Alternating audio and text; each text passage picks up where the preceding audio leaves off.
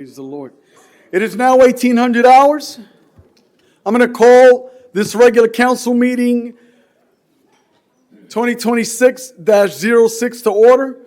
The invocation will be provided by Pastor David Fitzgerald of City Church, and the Pledge of Allegiance will be led by Councilman Kenny Johnson. Would you all please rise? First, I got to start by saying I thought we were all wearing pink in honor of Valentine's Day. So thank you guys for this honor. Thank you for letting me be here today. Let's just bow and go to ask God for his guidance.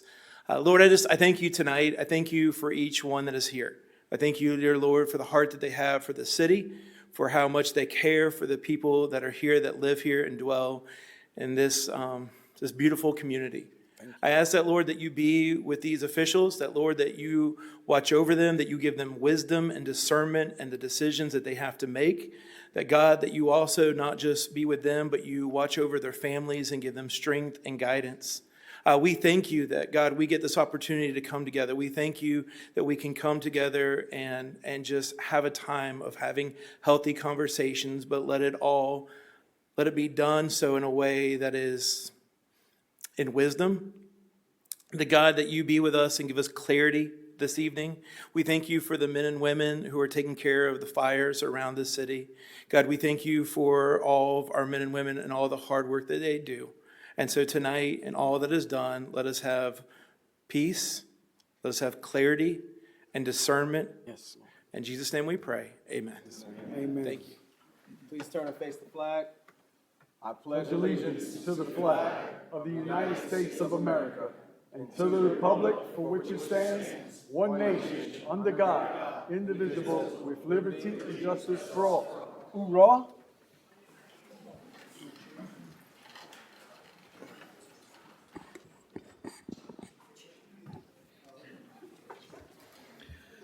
Roll call, Madam Jones.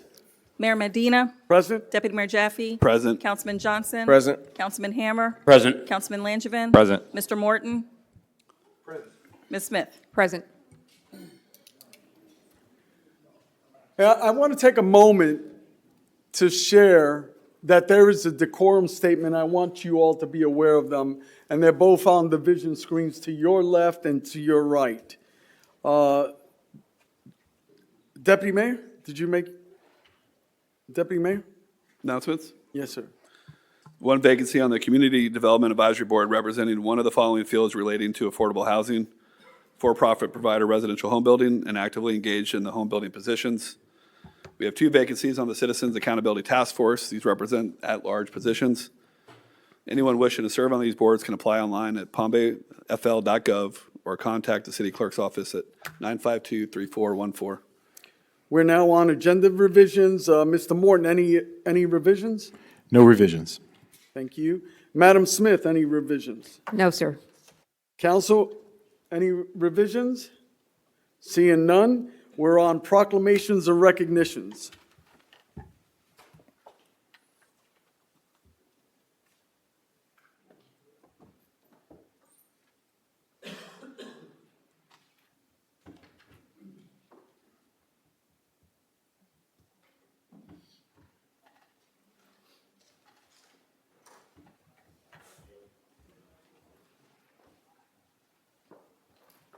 So good evening, ladies and gentlemen. You know, one of the greatest things that I think we can do as city council is to recognize our local businesses that create jobs within our community.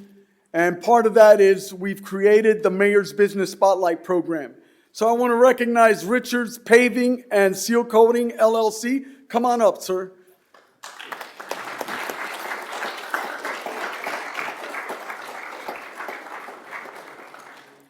It is hereby recognized by the mayor of the city of Palm Bay. Do you have the baby there? Yeah, you want to get it going? Okay. Yeah, so they could see the fifth generation of Richards Paving, right? Yes. Then he's so cute. Whereas Richards Paving and Seal Coating LLC is recognized as the Mayor's Business Spotlight Program recipient for the first quarter of 2026 for its outstanding contributions to the Palm Bay business community. And whereas Richards Paving and Seal Coating LLC, located at 640 Bluefield Street Southeast, has proudly served the community for more than 15 years, becoming a trusted and valued local business.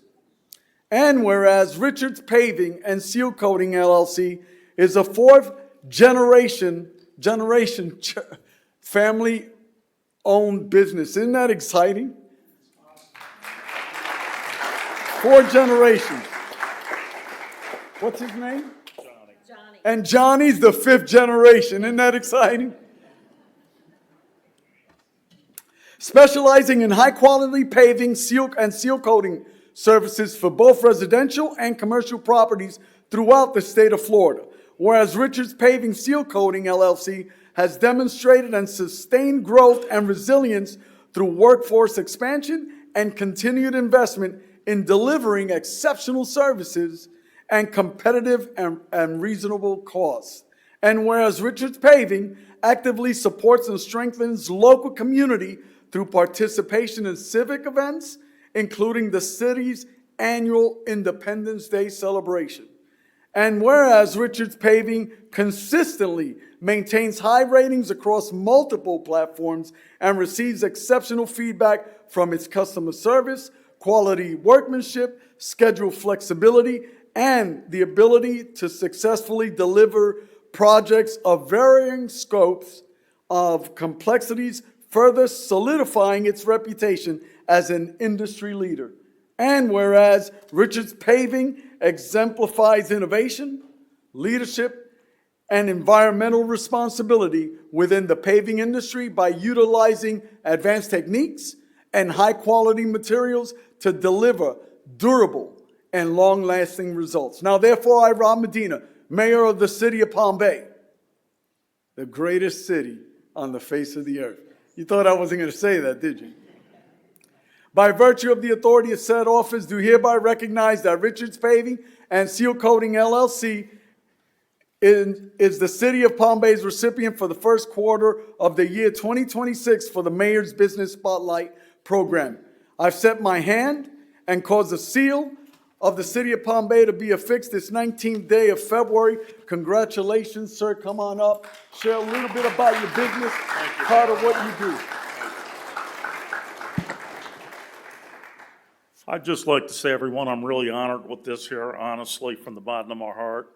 I'm a hard worker, my family, and my employees, we really try our best, and it's what I know, so I try to stick with it. Again, thanks, everyone. Appreciate it.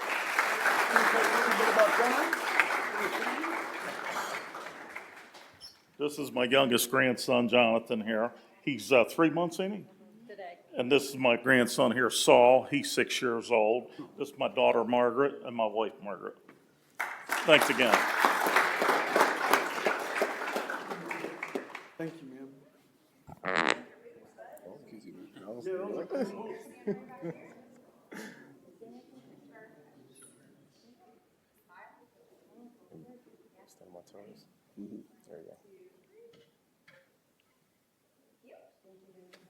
Thank you very much, Mayor. Good to see you. Thanks. Thank you. Thank you. Yes, sir. Thank you. Take care now. See, buddy. Take care now. Yes, sir. You gotta lean a little more. There you go.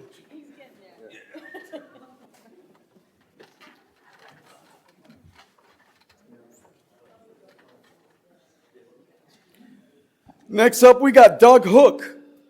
Come on up. We are recognizing National Native Species Awareness Week. It is hereby proclaimed by the Mayor of the City of Palm Bay, whereas invasive species are among Palm Bay's most costly threat to natural ecosystems. Whereas invasive species management is an imperative field of study and educational opportunity for Palm Bay's recreationists, land managers, and water management. Whereas recreation, fishing, and natural tourism have been of vital importance to Palm Bay's history, Palm Bay's growth, and financial health. Whereas invasive species management improves the quality of life for all Palm Bay residents, and its importance should not go unnoticed. Whereas the City of Palm Bay recognizes the importance of managing invasive species to protect our ecosystems for future generations. Now therefore, I, Rob Medina, Mayor of the City of Palm Bay, by virtue of the authority of said office, do hereby proclaim the week of February 23rd through the 27th as National Invasive Species Awareness Week in the City of Palm Bay, Florida, and encourage all citizens to learn about the impacts that invasive species have on our local environment and economy, as well as to learn what steps could be taken to avoid and manage those impacts. In witness hereof, I set my hand and cause the seal of the City of Palm Bay to be affixed this 19th day of February. Congratulations, Mr. Hook. Thank you. Here you go.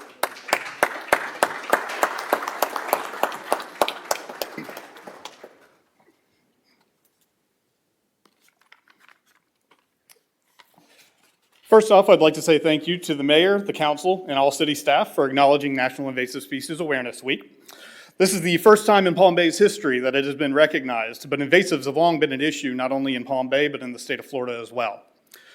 Everyone knows what the worst offenders are: Brazilian pepper, Cuban tree frogs, air potatoes, and pythons. But there are hundreds of invasives that are sold every day within the city of Palm Bay.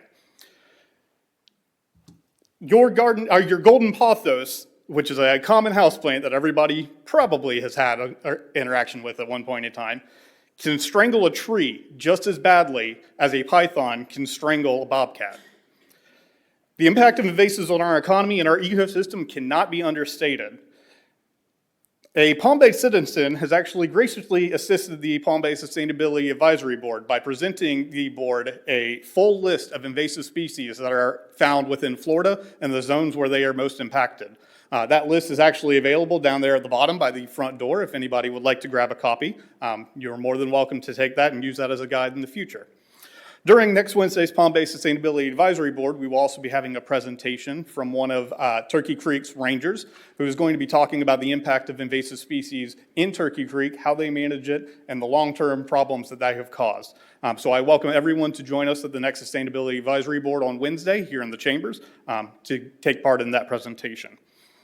In the future, the Sustainability Advisory Board would like to continue to work with the city leadership and the council to continue to recognize National Invasive Species Awareness Week, and hopefully in the future we will be able to grow our educational initiatives and bring more awareness and more education to the citizens of Palm Bay as part of National Invasive Species Awareness Week. Lastly, I'd like to remind everybody, as our plants are mostly dead right now from the freeze, as we are going through our yards and trying to replace what has been lost, keep in mind what is and isn't invasive. When you are at big box stores, you will find things that you may not know are an invasive species, so I would recommend you do your research and try to help do your part in controlling invasive species in Palm Bay. Thank you.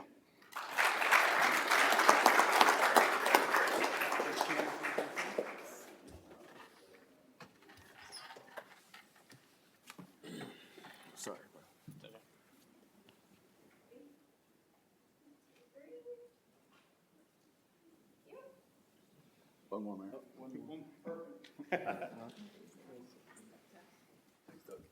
Appreciate you, man. Look forward to the presentation.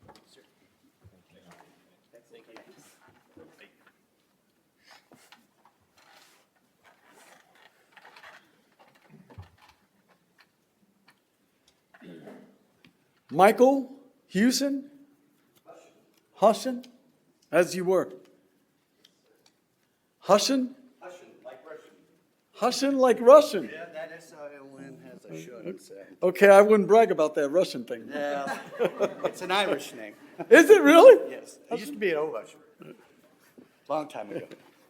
It's the Russian part that got me confused there. It sounds like that with a U. So we're here to celebrate Flood Awareness Week from March 9th to the 15th. It is hereby proclaimed by the mayor of the city of Palm Bay, whereas Palm Bay has experienced severe weather in the past in the form of extreme rainfall or tropical system events resulting in flooding in both coastal and riverine areas. And this flooding has caused damage and flood losses to homes and buildings in all areas, whether they are at high risk, special flood hazard areas, or low moderate risk flood zone. And whereas Palm Bay is a voluntary participant in the National Flood Insurance Program that provides residents with the opportunity to protect themselves against flood loss through the purchase of flood insurance at reduced insurance premium rates, as well as setting higher regulatory standards to reduce the flood risk and potential flood damage to their property. Whereas the reduction of flood loss of life and property damage can be achieved when appropriate flood preparedness control and mitigation measures are taken before a flood. And whereas public education and awareness, potential weather hazards, and methods of protection are critical to the health, safety, and welfare of all our residents. Whereas the Florida Floodplain Managers Association has declared the week of March 3rd through the 9th, 2026, as Flood Awareness Week to promote awareness and increase knowledge of flood risk, the availability of flood insurance, flood protection methods, and how to prepare for emergencies. Now, therefore, I, Rob Medina, Mayor of Palm Bay, by the virtue of authority of said office, do hereby proclaim the week of March 9th through the 15th, 2026, as Flood Awareness Week, and encourage all our citizens of Palm Bay to increase their knowledge of how to protect themselves and their property from flooding. In witness hereof, I set my hand and cause the seal of the city of Palm Bay to be affixed this 19th day of February 2026. Mr. Sir. Hushin. Hushin. Thank you, sir. Thank you, Mayor. Thank you, Council. Thank you. Thanks to the mayor and council. The city's commitment to these partnerships with the Florida Division of Emergency Management and the Florida Floodplain Managers Association really strengthen our city's resiliency to, recover from storms and protect ourselves and be resilient. So it's currently, like the mayor said, I'm Michael Hush. I'm the certified floodplain manager here, and I'm in the growth management department. Our city webpage has a flood info page. You can find all my contact information there. Reach out to me. Happy to answer a lot of questions. I do all the time. You can call the main hotline, and if you just say the word flood, they'll probably send you right to my phone. So, Can you talk a little bit about the flood? I am. So the City of Palm Bay is a Class 7 National Flood Insurance Program in the CRS program, which is Community Rating System. So we get a 15% discount on any national flood insurance policies.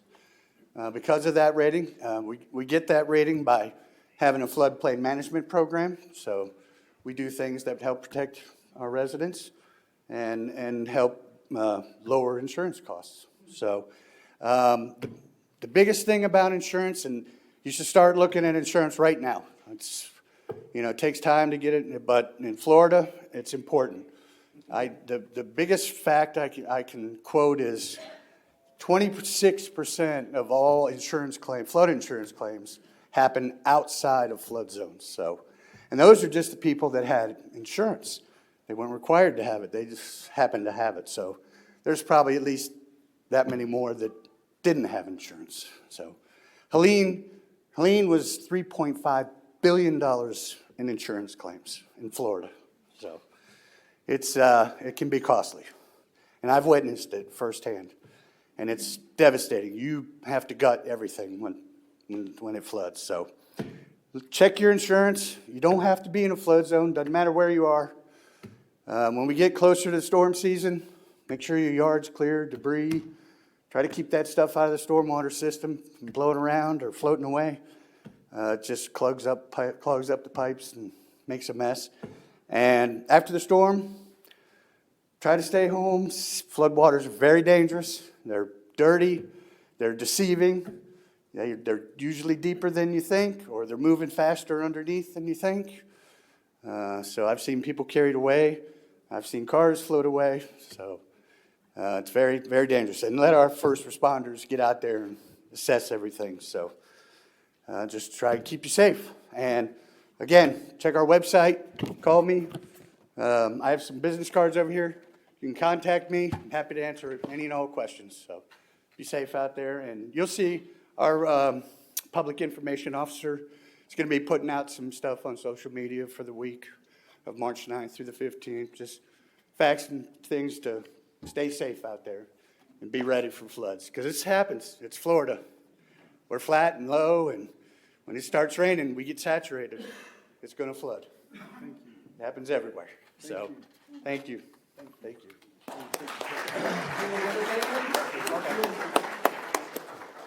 me show this.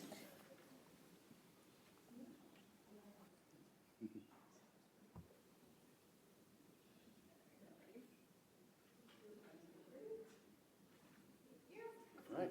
Thank you. Mr. Russian. Yes.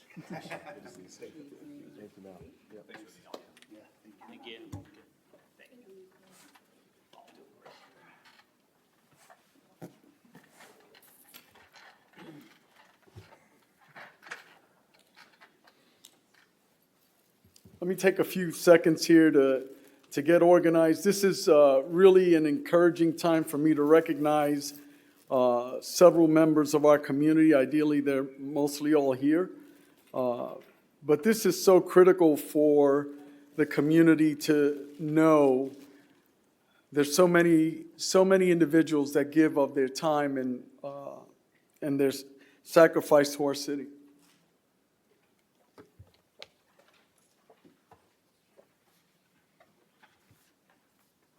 So I'm going to call up, if you're here, Henry Morin, Tom Gom, Peter Filiberto. Come on up, guys.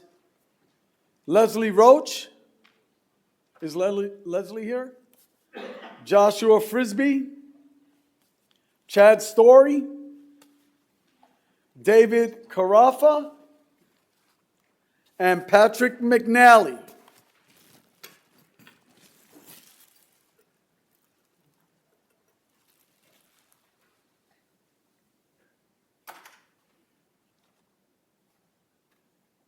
Are you Patrick McNally, sir? What is your name? Chad. Chad? The Chadster. Okay.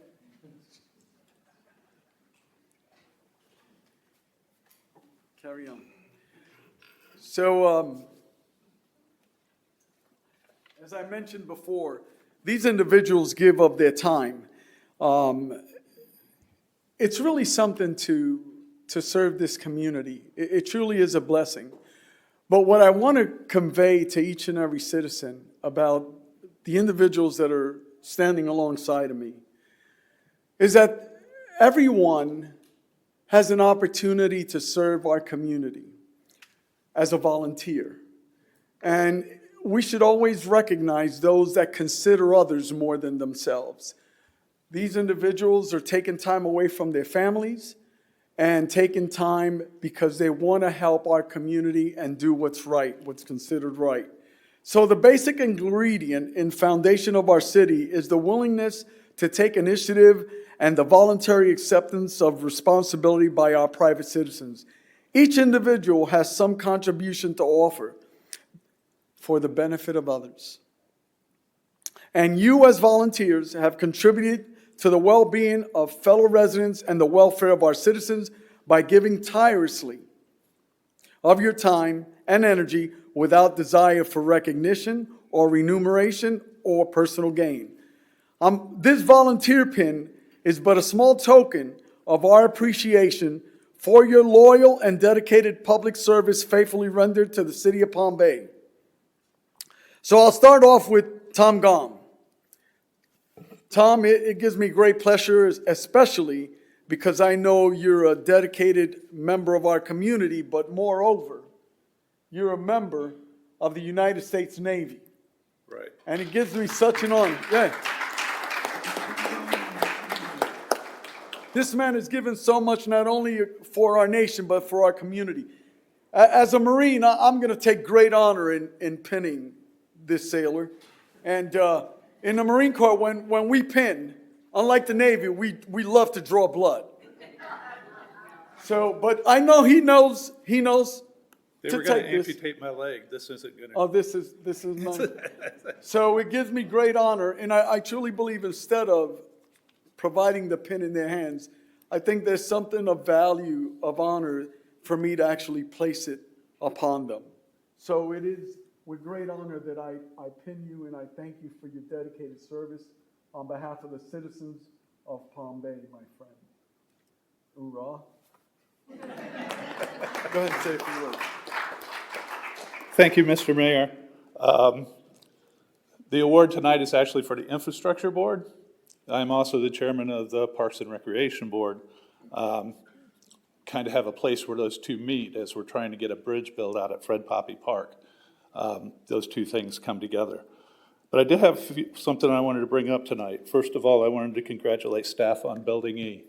In 24 months, it went from bid approval to up out of the ground, staffed and running. That shows what our city's capable of. Let me share with you what that proves and what we can do.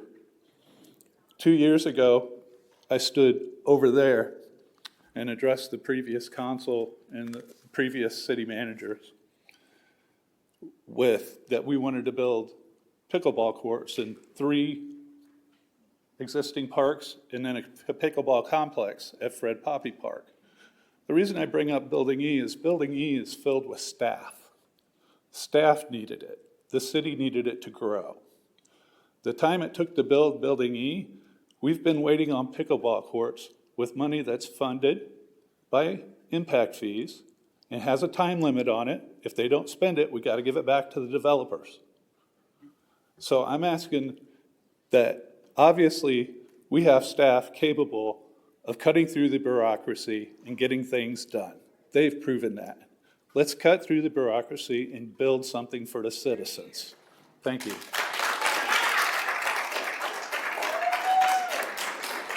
So next up, we've got an individual that's serving on the Planning and Zoning Board.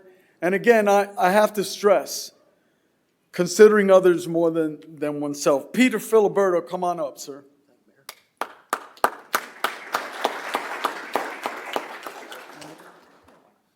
I can't draw blood there. That's the whole point, sir. I'll still draw blood. It gives me great honor to bestow this pin of appreciation on behalf of our citizens. Thank you for everything you do on their behalf. Thanks, sir. Thank you all. Just want to thank the mayor and council for the appointment, staff for all the hours they put in for the Planning and Zoning Board and the packets that they send us, and lastly, the residents for guiding me in the decision-making process. So thank you all.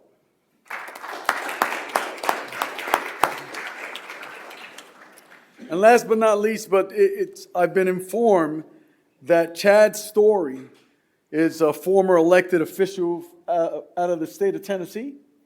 So what an honor it is for me to actually pin you, Mr. Story. But even moreover than that, he has a servant's heart. Not only did he serve as an elected official, he relocates here and he wants to get plugged in to help others and serve others. So come on up, Chad. I'm really honored to do this. On behalf of our people, it gives me great honor. Can I pin you? Absolutely. Do it. Were you in the service? No. Oh, so you were. I'm married for 30 years, so it's close enough. Oh, that's good. 30 years.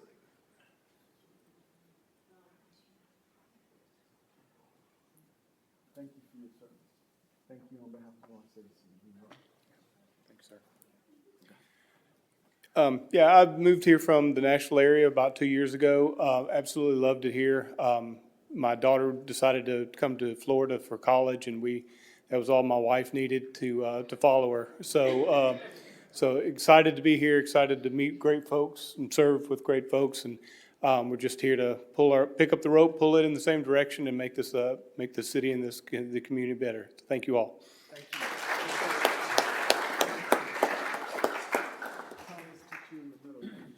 Yeah, I always look like the big ogre. Last one. I don't don't know why you would say that. Because I've seen pictures of me next to you.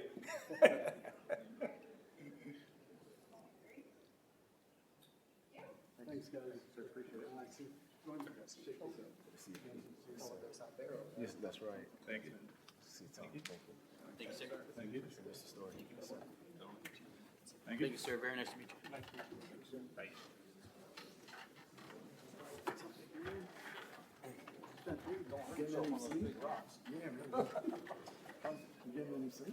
Yeah, she knows to behave.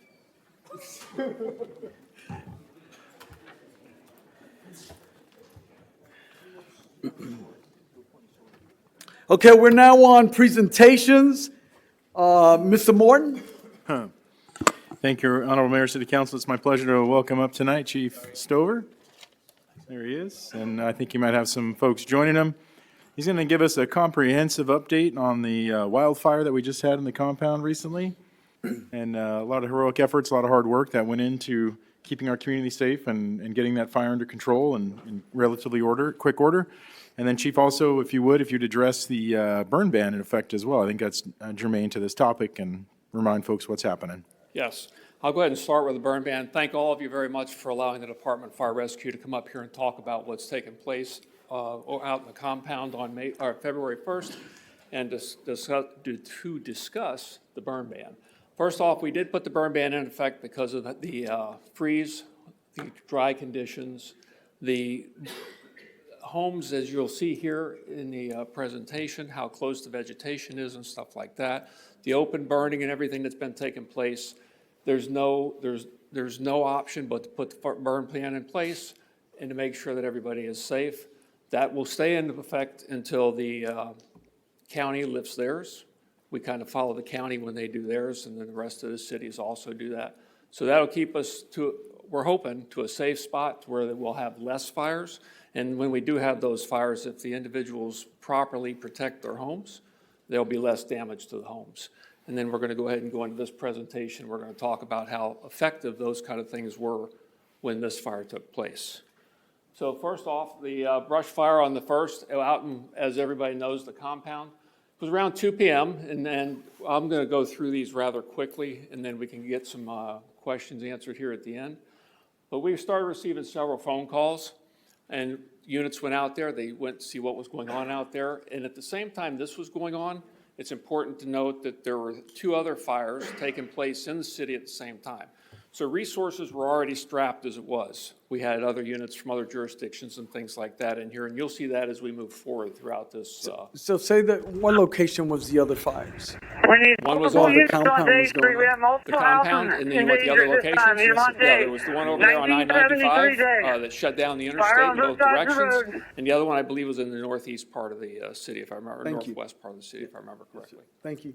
So basically what we have here is a timeline of what took place, and trying to get that sound. Don't think it's going to work. Can you get that sound up there? There you go.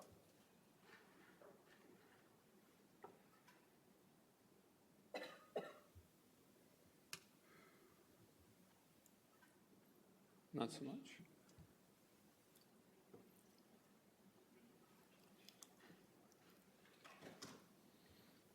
What we're about to listen to here is some of the radio traffic that took place when we arrived on the scene. Then you'll hear some radio traffic that took place while we were at the incident, working the incident. And you'll hear in one of these, it's extremely important, you've got a very senior, very seasoned lieutenant that was on scene, and he had noticed we need multiple units on day 3. We have multiple houses in danger this time. You're on day 1973. Go that here shortly.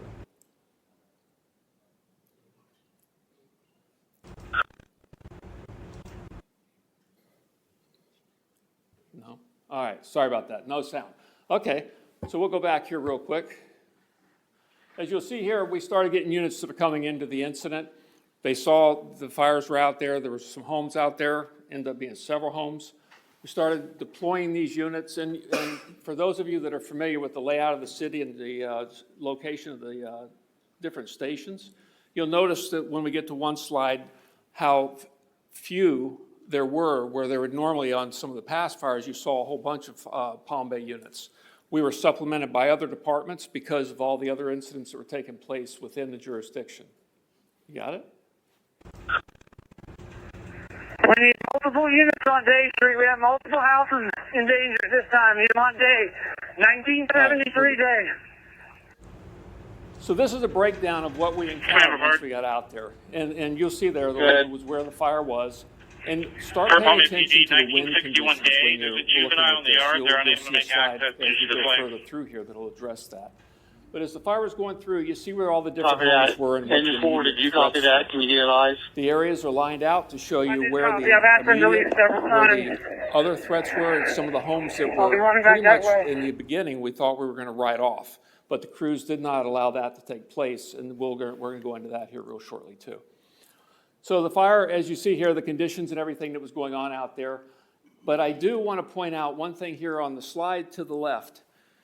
Deputy Chief Spears, please let the sergeant there know that he passed his job interview and we're ready to take him on whenever he's ready. He did a great job, and we're going to talk more about police department's involvement throughout this fire here shortly. What sergeant was that, just so that I know? Honestly, I don't know. Oh, okay.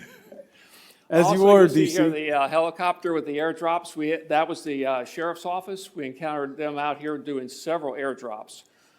So the wind conditions, and you'll see here that the tropical storm force winds. That's important. We were dealing with the fire with not just the heat, but tropical storm conditions that made the fire spread that much more rapidly and get into the area where there's more homes. 40 to 50 acres is what we figure was burned. The homes there was no losses. There was very minimal damage. And when you do see the next slide, I believe it's the next slide, one thing I want to point out before we get there is we're going to give you a number of properties saved. It's a big number. But what that number does not include is vehicles that were there. It does not include the belongings that were in the house, the keepsakes, the Bibles, all those kind of things that you cannot replace, family photo albums and that kind of stuff. So the numbers you're going to see are purely the value of the structure. So 58 homes. When we get done saying everything is said and done, the value of the property saved was $17.4 million. That's a pretty good sized number there. So a lot of that is not only because of the men and women from all the jurisdictions and law enforcement that were out there to help us, but the support we've received from council and city management on getting the equipment we need to put these fires out. And I would like to also mention that we did have a visitor on that scene, did we not, Mr. Mayor? He came out there and he checked out and offered the help that he could help us with and any support he could give us. So what we went through here, when everything is said and done, the number down here, $20,000, fences, small things like that, yard ornaments, the small things that really don't matter. And you're going to see here later on, you're going to see some of the thanks that were given to the firefighters. And it's also important, if you look back here to the back room, well, apparently they went out on a call. They had a call, yeah, I saw Some of them, those yeah. individuals that were sitting in the back when I walked up here were out there on that incident. So Chief, to that point, I would have had them come up, but I saw they had a call. Hopefully they'll get back in time. Yeah. So I really want to stress, there's been a lot of investment into the fire department, and you cannot imagine how much we appreciate it. But these homeowners, at the end, on the end slide, you'll see how much the homeowners appreciate it. Because you gave us the ability to purchase 3 trucks, and we're gonna look at those in a minute. High water / brush vehicles. You saw them outside here a few months ago when we got them into the city. All of those were actively engaged with engine companies, dozers, helicopters, other fire vehicles from throughout the county. We had, Brevard County had about 8 to 10 units. The furthest unit they brought in was from Merritt Island. That's how active this scene was when everything was going at its height. We had about 30 units, and you'll notice that down there on the bottom, about 30 units from around the county that were on this fire. So we want to, first off, we obviously, and I'm very proud of, the men and women of the Department of Fire Rescue here in the city of Palm Bay for what they did. There's also a guy sitting in the back there, Deputy Chief Thomas, who was the incident commander there. 0 property loss. That man did a great job being the incident commander of that call. So Hey, gentlemen, Excuse me, There's a sir. couple of them. Go stand right next to your chief, please. And come on up, guys. Come on, LT. Come on, chief. Next, we had Malabar Fire Rescue out there, Florida Forest Service, and Broward, wow, it takes me back a ways.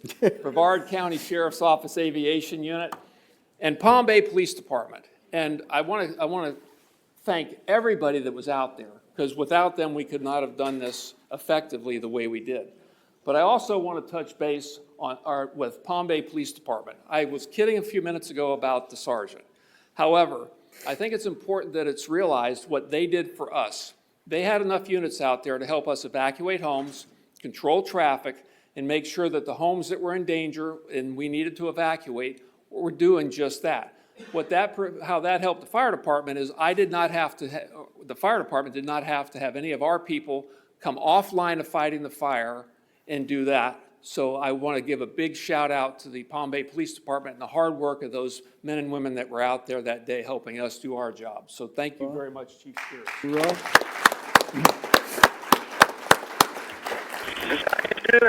This is an idea of what was happening. This is a shot of what was happening. There's a homeowner taking pictures of the fire. having these homes evacuated. We anticipated that home and one other home was going to be lost. The firefighters that were out there were having none of that. And again, we lost none of these homes. There we are. The house in the blue is the house we were just looking from the inside out, where the homeowner was taking a picture of what they thought was the fire coming over to take their home over. And then that fire was also in the area, the scrub area up there to where the house is with the, it looks like the yellow moving van, stuff like that. So again, 17 million plus property saved. This is what the homeowners had to say. There's a lot of, and these are just a few. There was too many to put up here, but these are some of the thanks that were given to the men and women of all the fire departments and Palm Bay Police Department that were out there on the scene for what they did to make sure that their homes and their belongings were safe. So I'd like to thank everybody that was out there. And I would also like to make sure that Chief Thomas is recognized for what a great job he did out there.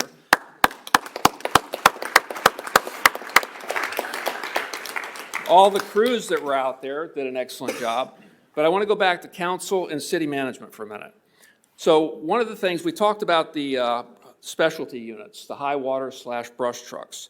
So city council approved $1.33 million to purchase those 3 trucks, not out of general revenue. They were impact fee monies. There was not a dime of general revenue spent. This was all developer money that was spent to buy this equipment and help us put out this fire. 1.1 million versus 17 million. Now, obviously, there are a lot of other trucks and vehicles out there, but these trucks played a huge role in this. So I want to thank you guys again for what you did for us. I think I covered everything. Do you have anything else you'd like to ask of me?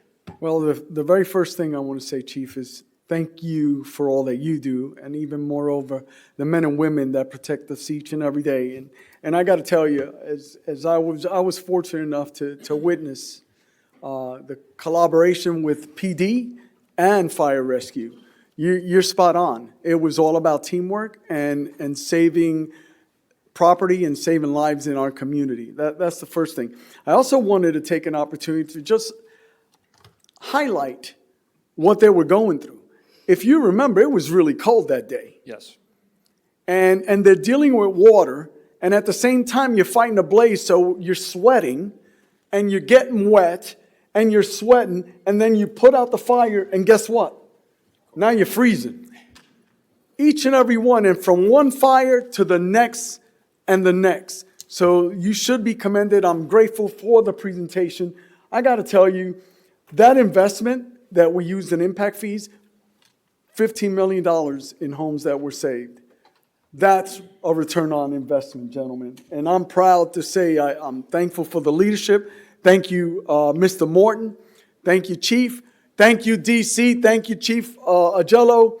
The men and women that protect this city, to see them work together as a team. And by the way, I just recently saw a video, and I wanted, if you haven't seen it, it's really great. We have a big law enforcement official by the name of Corporal Dean. And he said he loves fire rescue, his heroes. Have you seen that video? Yes, we saw the I video. thought that was great. I did a love on that, but I'm going to share the opportunity for council to share what their thoughts are. And I'll start with Councilman Langevin. Yeah, thank you, Mayor. I echo everything you said. I appreciate everything you guys did, and I just think this is an example that shows that, you know, when we go back to our debate for the millage rate, even though we're going to go ahead and get that millage rate down in the next cycle, it was critical that we make sure that we update those fire trucks and that we're ready to go for something like this. So that's all. Thank you guys very much for everything you did.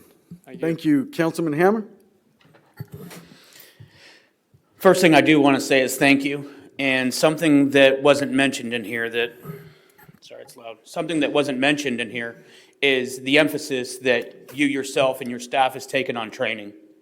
Training is just as important as the equipment and the tools that we fight to get you guys. And I mean, I know firsthand, I was trained by one of your people there in my fire school, so I know your training is impeccable. And I want to thank you for making that a priority all times. And I appreciate that, and I'd like to make a note to that also. Impact fee helps us put a lot of those training props and all that equipment out there so these individuals can safely be trained. And I do also want to remind everybody, there's no way I could fit everybody that was on scene in this building today, so there's more out there that did it, not just these guys. Thank you very much. Yeah, and one of them was a Marine, so just wanted to share that. That is all I had to say, but thank you very, very much. And the training that you guys do, the effort that you guys take to be the best above and beyond, it shows. It shows every single time we have this. And I mean, I was unfortunate enough, yet fortunate enough to be here and a city employee and have my fire standards during the Mother's Day fires. I was here to understand that. And I was having relapses of the Mother's Day fires when I saw this go through. Yeah, man. I remember being 3 and 4 years old when we had the bad Malabar fires. Like, I know how bad things can get. And the fact that you guys did what you did without losing one house just shows how impeccable you guys are doing. Thank you. Thank you for your support. Councilman Hammer, I'm going to share with you, I'm going to agree wholeheartedly about the training and the whole nine, and how better prepared we are today than what we were yesteryear. Yep. Councilman No, I Johnson. thought about the Mother's Day fires as well, because I was at Bayside when that happened, so that was crazy for us, but we got out of school, so. But, so we weren't thinking about it at that time, but looking back on it, what the men had to do then and what y'all had to do now, thank y'all for your efforts. Thank you for being selfless and just resilient, man. Talking about heat then cold and heat then cold, like that's resilience and perseverance at its finest, so thank you all. I think we have a couple that were on the Mother's Day fire, right? Yeah. So we have a few of those guys. Deputy Mayor. Thank you, Mayor.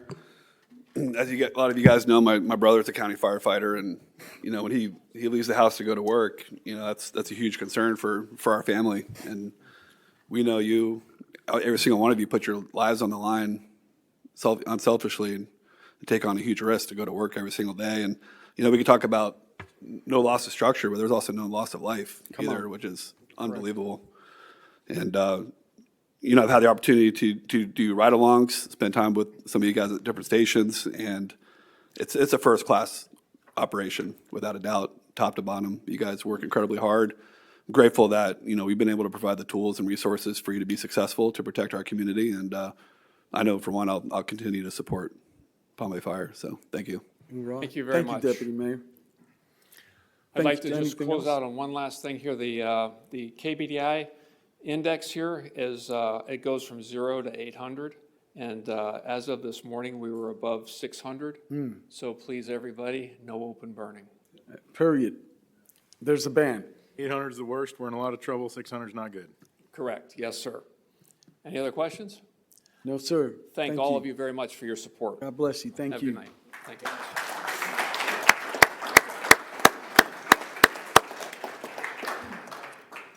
So now we have our second presentation, Douglas Hook, Chairman of the Sustainability Board, Mr. Morton. I have nothing other than thank you, Mr. Hook.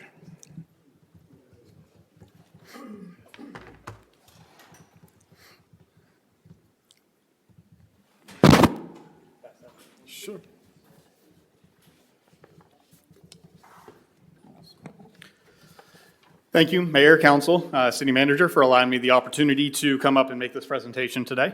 I want to express that this is not just a presentation on my behalf, it's a presentation on the behalf of the entire Sustainability Advisory Board. I just happen to be the representative up here talking tonight. So primarily thing that I wanted to talk about tonight is going to be the Native Remembrance Garden that we had presented and talked about as the Sustainability Advisory Board. So why is a native garden important? Of course, you're going to be supporting wildlife, you're going to be supporting ecosystem health, environmental protection, climate regulation. Most people know all those things, so I don't want to go too entirely in depth into that. But supporting our bees, butterflies, our birds, our local animals and everything, that's all what native plants will do for you. The history of the native garden. This was a project that was actually originally presented in 2023 by the Sustainability Advisory Board at that time. I was not part of that at that point in time, but we did have a presentation made. City Council approved it. It was actually moving forward with the project. It was funded, and then Building E happened, which Building E is a great thing for the city. It was something that needed to happen, and the Sustainability Advisory Board holds no ill will on that.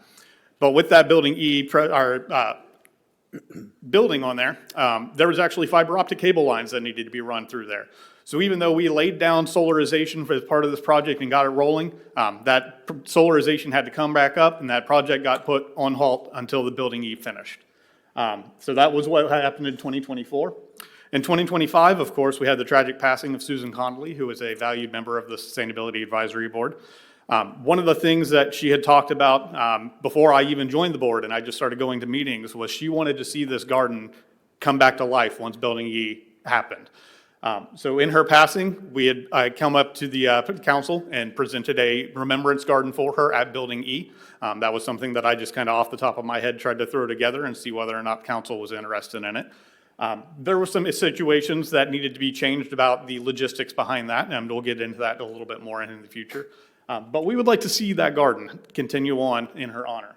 So why now? That rolls right into that part. Susan Connolly's passing was a major blow to the city. It was a major blow to the Sustainability Advisory Board.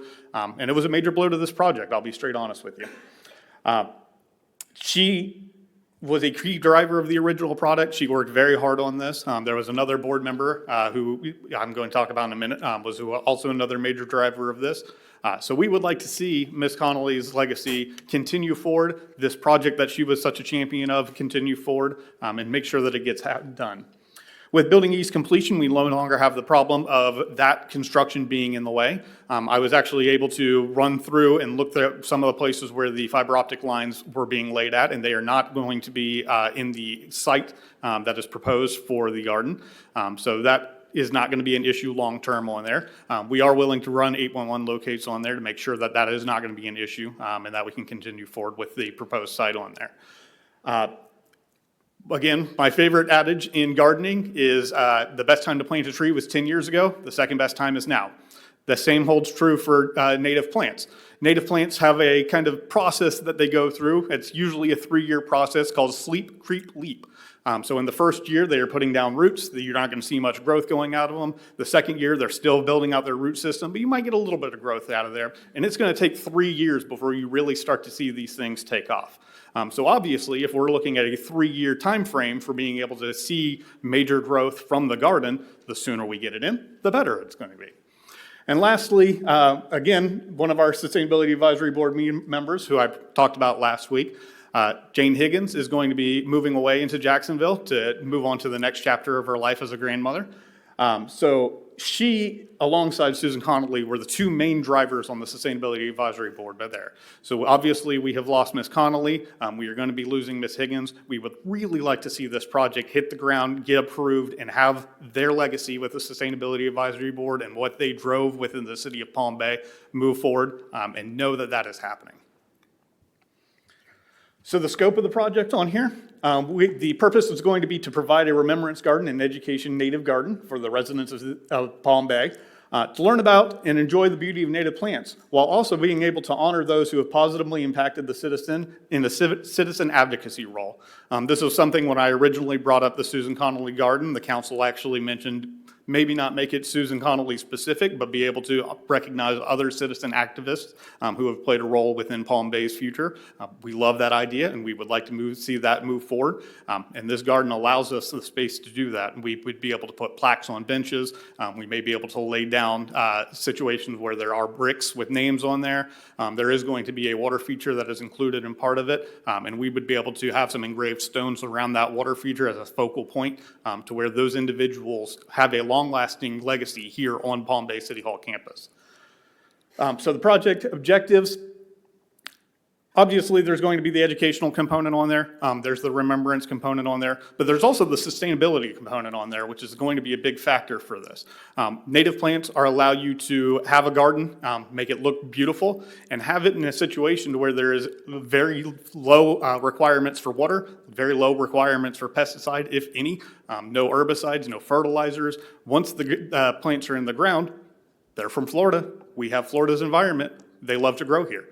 So it's a very sustainable way and can serve as an example for not only our citizens, but our businesses as to how you can do beautification projects on their properties in a meaningful way that is low impact. This slide here shows the 2023 plan as it was approved. You can see there was a lot of development that goes into it. There are gravity drip lines and some interconnected rain barrels on there. Those are no longer part of the project at this time. It's something that we could potentially revisit and bring back in the future. But again, being native plants, the requirements aren't necessarily there to have those things on there. So this is a breakdown of the two projects that have been combined into one. You can kind of see a little red line there, kind of in the middle. The native plant education garden was actually going to be on the right-hand side, and the left-hand side was going to be an oak tree and bioswale project. Moving forward, we would like to combine the two projects together. And if you look at the budgets that I handed out to you, you'll see that there's actually two different lines up at the top. And that's the separation between the oak bioswale project and the education garden on there. The project calls for a circle here on the right-hand side. That's actually right next to the entrance of the police department and right outside the windows one there. There's a little rectangle there. That is going to represent a bench that is right here in front of Palm Bay City Hall. At the time in 2023, that bench was proposed to be moved as part of this project and included in that project. And that would be a focal point on there with that water feature right there in the middle. Right now, the plan shows for plants on there, but that was before we had the commitment from Florida Custom Aquatics to include a water feature on there. So this is a picture from 2024. Like I said, the city spent $2,500, a little over $2,500 to solarize this space here. And then with the Building E approval, all that solarization had to come up. I have been told that it is still in storage with the city. Where is a little bit of a gray area, but we are hoping to find that and be able to reuse that solarization materials that is already there. So here's a breakdown of where the budget stands. As you can see, the total budget on there is $15,639.50. That is all inclusive, and it does include needing to re-solarize on there, which is why I have that area boxed out. That's the $25.50 that we had previously paid. With that solarization, though, we have contacted Native Butterfly Flowers, who is our partner on this, and they did the designs on there and will be supplying the plants. They are a Palm Bay business. Their main nursery is located inside Palm Bay city limits. And they said that if we do still have that solarization material, they would actually be able to drop that price down $1,200. So we would no longer be looking at $25.50 to re-solarize. We'd be looking at $13.50 on there. The board has also continued to explore ways to lower that price even more. If that solarization material is still available by the city, we could potentially leverage volunteer labor and use that solarization and cut that re-solarization cost down to zero. So right here, I'm closing in on the finish. We have our existing revenue sources. $2,000 has been donated by the Conradiner chapter of the Florida Native Plant Society. We've been given a $2,500 grant from FPL. Volunteer labor has been committed on there, which is going to cut out nearly $4,000 on the overall cost on it. We've been given a $100 donation from a citizen. I've been told that we should be expecting another $250 towards this project, which we are very grateful for. And then we are looking at getting the two new benches that were, as part of the plan, donated as well on there. So we're looking at right now, the Sustainability Advisory Board is bringing 71% of this project to the table, assuming that solarization is still around. We have a funding gap on there of about $4,600. That was previously proposed to come out of the stormwater fund from public management. I am not here to tell the council or anyone else where those funds come from. That is merely just an explanation as to where the funds were previously committed from in 2023. Remaining challenges, just real quick, we are going to require, even though it is a sustainable water feature, there will be minimal requirements to run a single pump and refill the pond if stormwater does not fill it up enough. That is not expected to be a very burdensome thing on there. Maintenance would be provided from volunteers. And the main thing that we're looking for is that $4,600. So again, if the council is able to approve something along that lines, where the funds may come from, it would be greatly appreciated. However, if you are unable to approve those funds, the Sustainability Board is continuing to look for funding opportunities. We are looking for outside assistance. We are always welcome for more donations. We are looking at more grants and donations from organizations that would close that funding gap as much as we could. Okay. So I'd like to open it up for questions if anyone has any. Thank you. I'm going to get council's pulse. I'll start with Councilman Langevin, and then I'll work across the dais. Any comments, Councilman Langevin? No comments. Councilman Hammer? First, I want to say thank you to everybody for getting involved in it. Thank you for the companies out there that are going to donate already. I would like to see if we can come up with some kind of strategic funding, whether we start having farmers markets and see if we can get proceeds from that, or come up with something to raise funding for this, just because I think it's something cool, and if we can come up with something strategically for it, I'm all for it. Thank you. Councilman Hammer? Johnson? No worries, Mayor. So thank you for the presentation. Thank you for the hard work from all the men and women involved in this. This is the most efficient I've seen the Sustainability Board, or almost any board for that matter, since my time on council. My first recommendation would be for us to, I see it says high probability of not receiving, but we have grant writers all throughout the city. So I don't know if we can give city management direction to apply for this grant on behalf of the city and see if we can get it. And that will be my first option, utilize other funds before we tap into ours. But that will be my first option. If that falls through, then I'll be open to looking into a different source, just like you said, Councilman Hammer. So that's my take. Thank you. Deputy Mayor? Thank you, Mayor. Mr. Hook, that was a great presentation and very detailed budget. Appreciate the hard work that you guys are doing. I share the sentiment Councilman Johnson has, that, I think you guys are on the 7 or 8 yard line and almost ready to carry this thing over the goal line. And I think with your hard work, your tenacity, I think you'll be successful in getting the funding. And if not, certainly be open to having the conversation again, now that we're actually building the budget for 2027, your timing's appropriate. So thank you. Yeah, so Mr. Hook, I'll start with this. First and foremost, the time the whole team dedicated to this is impeccable, right? The passion that you shared, especially regarding Ms. Susan Connolly, that is noteworthy, and you should be commended for that. What I believe is, I like the bench aspect to it, and here's I'll share my concerns, but I love the bench aspect to this. And it's twofold. Number one, you could place Susan Connolly's name on that bench, right? And then as time goes on, you could increase that. And benches, a durable bench, of course, right? Here's my concern.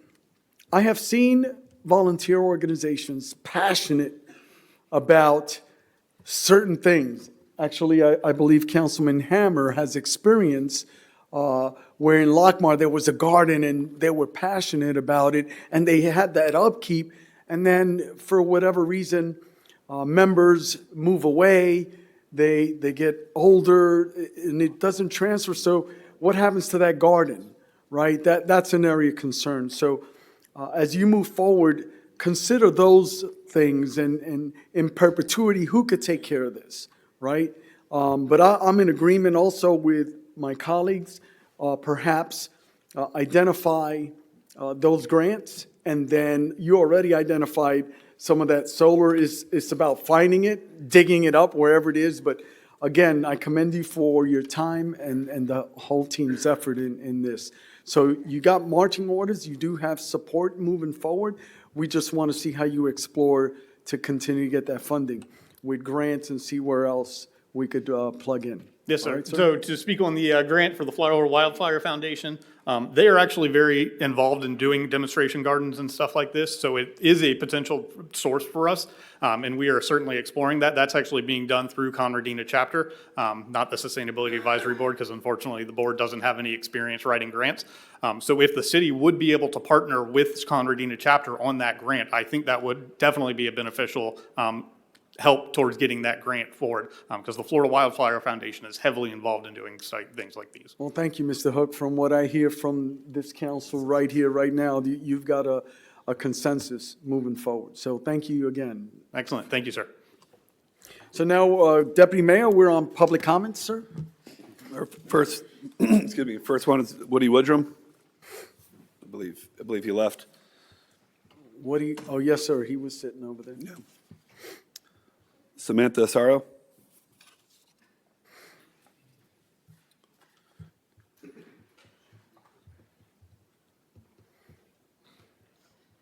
Hello and good evening. My name is Samantha Sarro. I live at 2188 Croft Inlet Drive, Northwest Palm Bay 32907. Hello, good evening, guys. I'd like to call attention to a growing public safety issue affecting school-aged children in newly built residential communities across our great city of Palm Bay.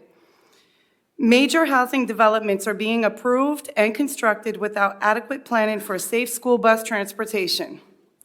In multiple neighborhoods, children have no designated school bus stops, sidewalks, or safe crossing available. Students are either forced to walk long distances along high-speed roads or wait in unsafe areas without any traffic controls or visibility protections. A growing number of parents are increasingly concerned that development approvals prioritize housing density and traffic flow while ignoring the daily safety needs of school-aged children. In some cases, families are forced to drive their children to school because walking to bus stops is too dangerous, which increases congestion and places additional strain on families. This appears to be a systematic failure involving developers, local planning authorities, and school bus transportation. There is little accountability, coordination, or cooperation to ensure that children can safely access school transportation before these communities are occupied. This issue affects public safety, child welfare, and responsible growth planning. This matter deserves immediate investigation before a serious injury or tragedy occurs. I have been fighting for my 8-year-old child to have a safe bus stop because he was initially expected to cross St. John's Heritage Parkway without proper precautionary signage in place or pedestrian crossing, and is now having to travel for over an hour and a half to get to school that's only 1.9 miles away so he can be picked up on the proper side of the road. This situation requires significant regard to elementary students that don't have the luxury of parents driving them to school daily, for parents who got to go to work early in the morning before school starts. So thank you for your time, considering the issues that impact our community safety, guys. That's all I got. Thank you, ma'am. Yes, sir. I have a question. Yes. Since you haven't used your 3 minutes, have you actually contacted the school board and they haven't assisted? Yes. Can I answer this? I've contacted everybody, even the general attorney for the state of Florida, Attorney General. I was told that the curb line and the grass is more valuable than my child's safe access to bus stops. I've lived in 3 communities.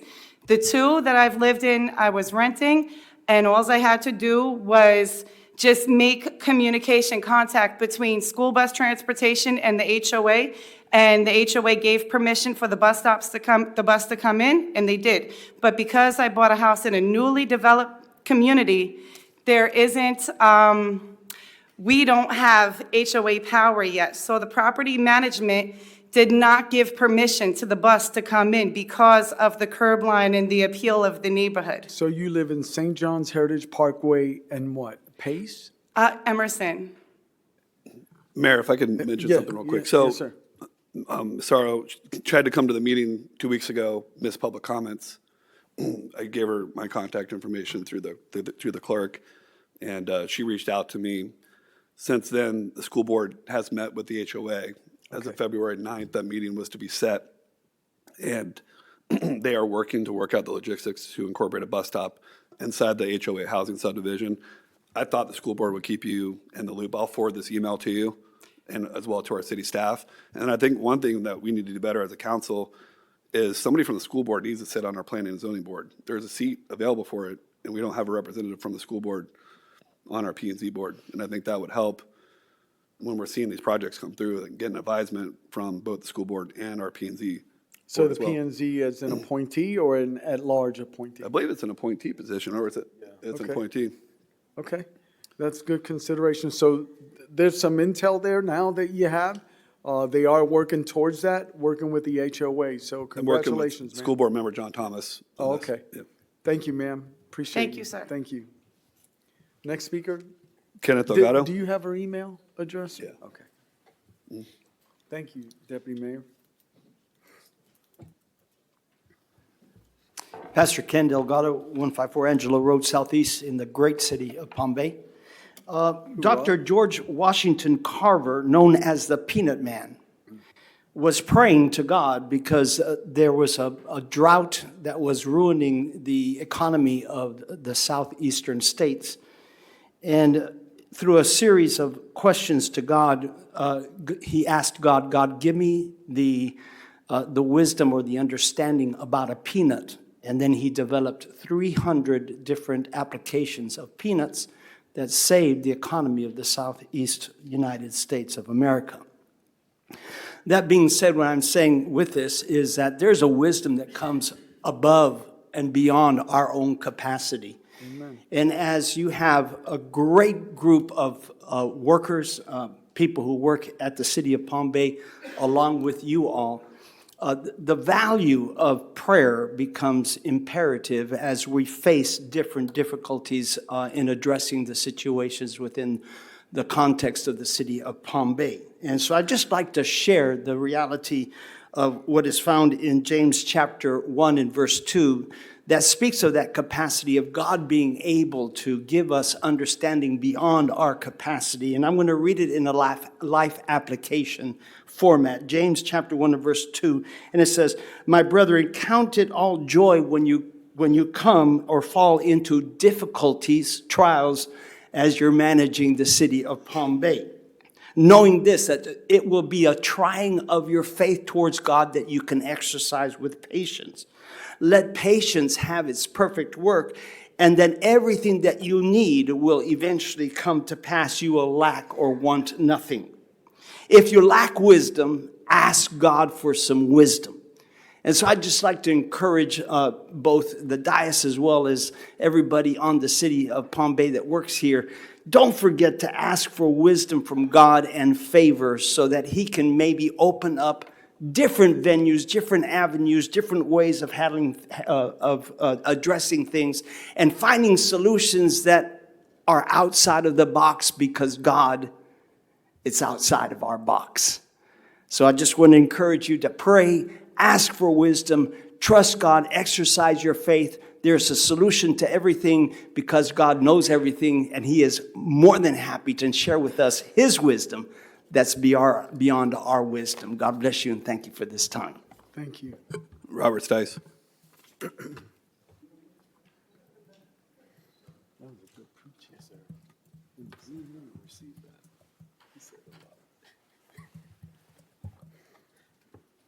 Good evening, council.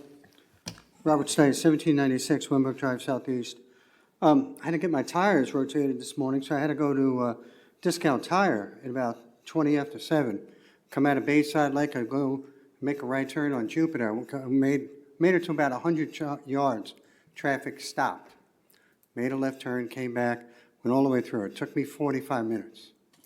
My question to you is, I think we're going from a bedroom community to a gridlock community, and we don't want to do that. So my question is, the new council that came in, we talked about infrastructure totally, and that's well needed. I'd like to know, what are you telling your constituents? What have we done so far on infrastructure?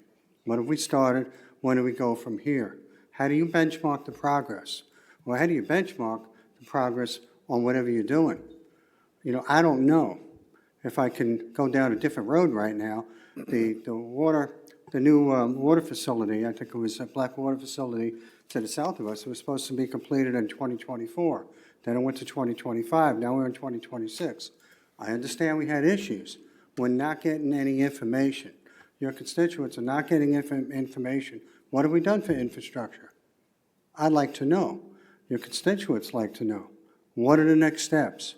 We have apartments that are going up at Jupiter. I think there was 11 back there. I don't even think it's been occupied right now. You got all of these people on 2 or 3 floors, 11 apartments coming out, dumping on a one-lane road. What are you going to do to make our life better? And I tip my hat. You've done a lot. Thank you. But how do you inform your folks, inform your constituents, inform your fellow citizens where you're at, where you're going, and benchmark that going forward so we know what's going on? If you can look at that, I would appreciate it, and I think your fellow citizens would. Thank you. Thank you. Next speaker. That concludes the cards, Mayor. All right, thank you, sir. So now we're on consent, Deputy Mayor. Bill Batten. Comment?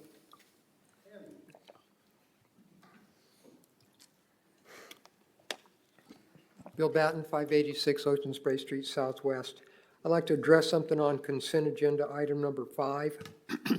I appreciate the fact that you're trying to get the sidewalks put in, just what they said, with the kids trying to get to school. It just makes sense. Instead of having to walk in the shoulders or the flooded ditches, they can walk on a sidewalk. That makes a lot of sense to me.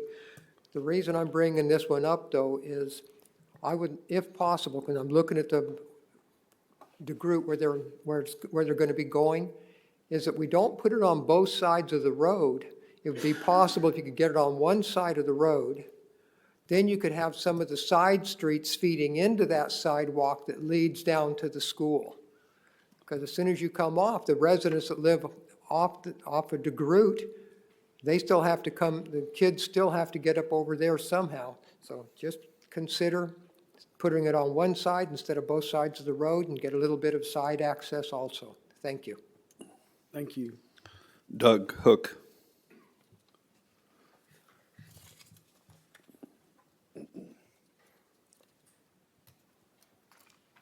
Me again, I promise this is the last time I'm talking tonight.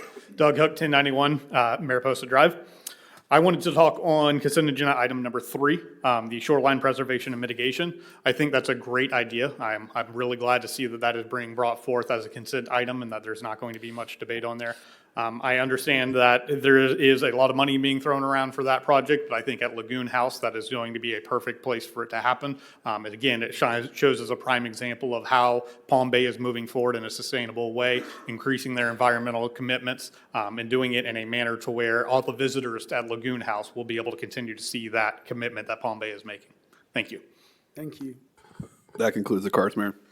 You know, on item number 3 under consent, gentlemen, I think that it is noteworthy to say, and since we're considering surplus of property, right? I think there's a great opportunity for, I guess, the southern part of that. You have access from US 1 onto, you know, even the riverside. And I think of that commercial corridor. I think of restaurants there. I think, so I want to just have council be aware that if that's our property. And I'm thinking that could be not only beneficial to the commercial corridor, but for also our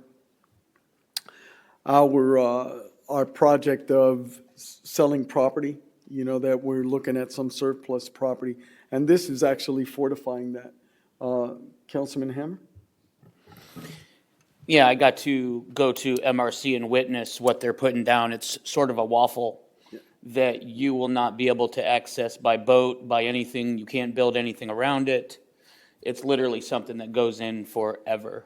And what it does is it's made to stop the waves that are coming in, or not stop them, but slow them down and stop the erosion effect. Where in the bay, they're I don't see a lot of erosion in there. I see on Castaway Point side, but I know a lot of people like to frequent going ankle deep in the water there. And these waffle walls, they'll actually have to crawl over them to go and walk around in the water. So just a heads up on that.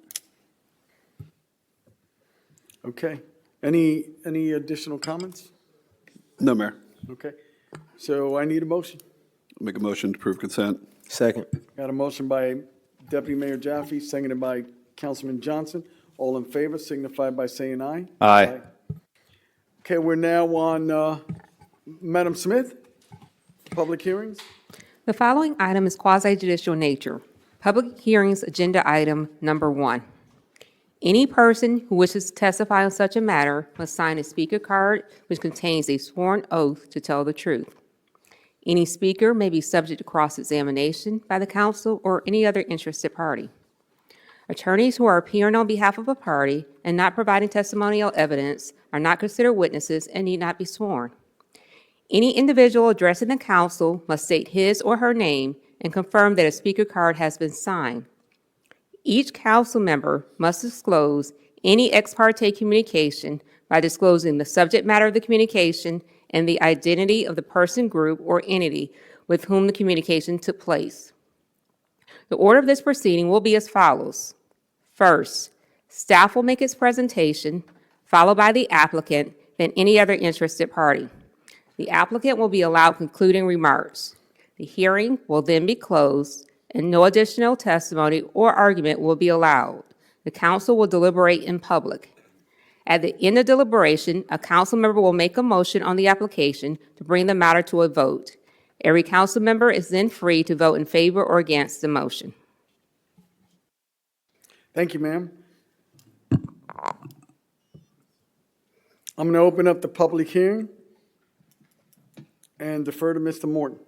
Thank you, Honorable Mayor, City Council. As a quasi-judicial item, I'm going to ask Althea Jefferson, our Growth Director, to come up, present, and answer any questions that you have. Good evening. This particular applicant, the Cates Family Trust, Hey, Miss- is requesting a Ms. variance. Althea, I hate to interrupt you, but I had a page, and what occurs is there's a slight delay. So Deputy Mayor Jaffe was trying to weigh in, and it pinged while City Manager was trying to speak. So Deputy Mayor? I just wanted to disclose about maybe 5 months ago, I received a phone call from the Cates family informing me of their situation. We spoke, gave them advice on a path forward and on what that would look like, and the process that the city has. And I just wanted to disclose that we had that conversation. Thank you. Carry on, Althea.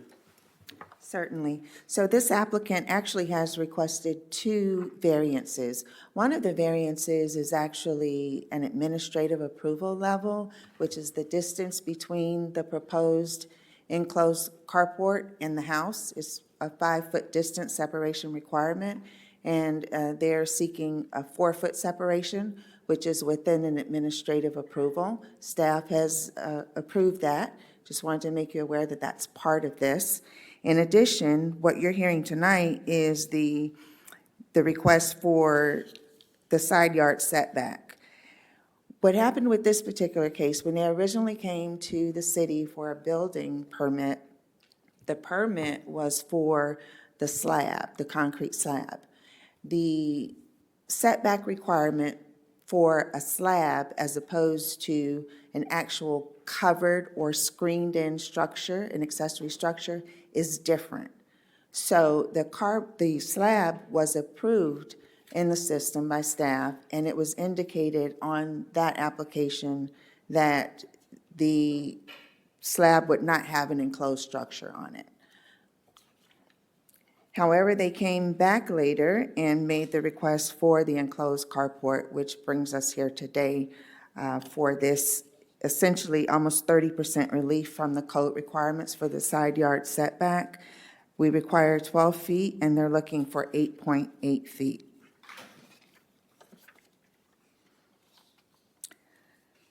So staff has determined that the applicant has not shown any hardship as it relates to this being a special circumstance on this particular site for a property similar to this in same zoning district. I can give you more details and what we've determined in regards to that. I do want you to note that financial disadvantages or inconvenience to the applicant does not constitute conclusive evidence of unnecessary and undue hardship, and nor should it be the grounds to justify granting of a variance. I also want to note that the literal interpretation and enforcement of our code regulations in this case would not deprive the applicant rights of commonly enjoyed properties in the same zoning district, as I mentioned before. I already talked about the circumstances surrounding their building permit, and also wanted to mention that in part, the establishment of setbacks in the code is for safety purposes. So that almost 30% variance relief that they're requesting, staff does not conclude that that is a hardship. We are recommending a denial of that request. However, the Planning and Zoning Board met earlier this month and made a recommendation that the City Council approve the request, and that was a unanimous vote of 6-0. I also want to add, as I close out, that we received information from a neighbor who did not wish to put their name on the record. They have concerns that the oversized enclosed structure is in support of a hunting business, and that while the applicant is saying they will be storing their boat, they provided website information indicating that there's a business at this address. We don't have on record a BTR for this business or this address, but I did want to make sure that the clerk had this for the record. Thank you. Does that conclude your comments, ma'am? Okay. Any questions of staff, council, I don't see any. Is the applicant present to like to present their case? And Ms. Althea, don't go far. Thank you. Thank you.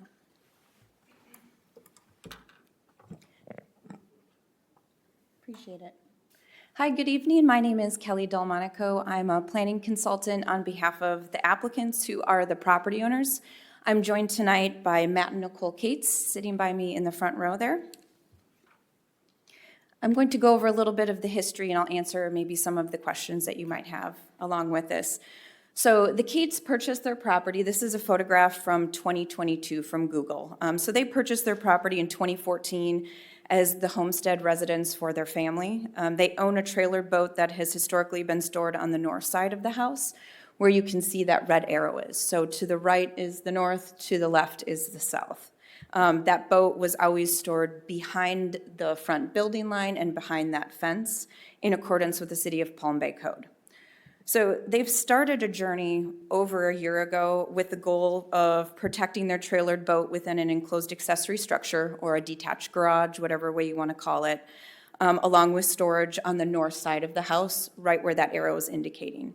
So they desire to store the boat indoors and protect their investment in a way that they think is more attractive than it was when the boat was being stored outside, and to have an accessory structure that looks good in the neighborhood, painted to match their house.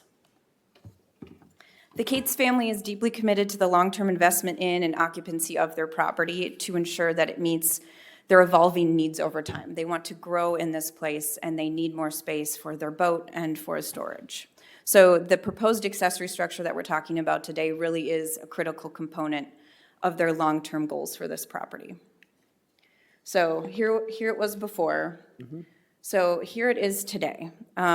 Over a year ago, the Cates started working with a contractor who said he would provide them several things. So it was the new concrete driveway, which you can see on the left-hand side, including a brand-new driveway apron, a foundation, and an accessory structure. So this detached garage was from another contractor that would be installed on top of the foundation and footers.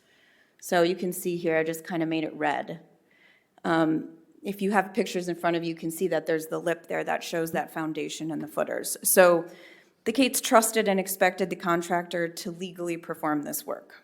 So after all of this concrete work was done, the Cates discovered that the promises the contractor had made did not meet city code. Now, we're not necessarily talking about the concrete, we're talking about the building that would go on top of the footers and the foundation at this location. So the footers and the concrete foundation do not meet the 12-foot side yard setback required in the RE zoning district. Now remember, the RE zoning district is one for like a little bit bigger lots, so it has a larger side yard setback than most all other residential zoning districts in the city, which are less than 12. So if we're talking life safety issues here, this meets Florida Building Code. There is no life safety concern to have an 8.8-foot setback versus a 12-foot setback. There's no requirements that they're violating from Florida Building Code. This experience has been emotionally and financially damaging, and we are doing our best to work through the proper channels to seek a positive outcome for the Cates. In the meantime, since this has happened, they've been storing their boat off premise, and their lives have really been interrupted. I began working with them almost 8 months ago to help them address this nonconformity with the code. So one of the first steps we took was to hire a surveyor to complete the as-built survey. So you can see here where it's indicated, again, the north is up. That concrete foundation with the footers is 8.8 feet from that side property line rather than 12 feet. It does not interfere with that public utility and drainage easement. We're not seeking to vacate that at all. And so it was determined that, again, the 2 variances were needed, and we're very grateful to staff for telling us that they were able to administratively approve the structure separation. All other aspects of the proposed accessory structure meet code requirements except that setback. We know nothing about the anonymous neighbor complaint and that this storage and accessory garages for a business. This structure, other than the setback, would be allowed on any other property in the city under these circumstances. So again, our variance request is to reduce the side yard accessory structure setback from 12 to 8.8 feet. That's what we're considering today.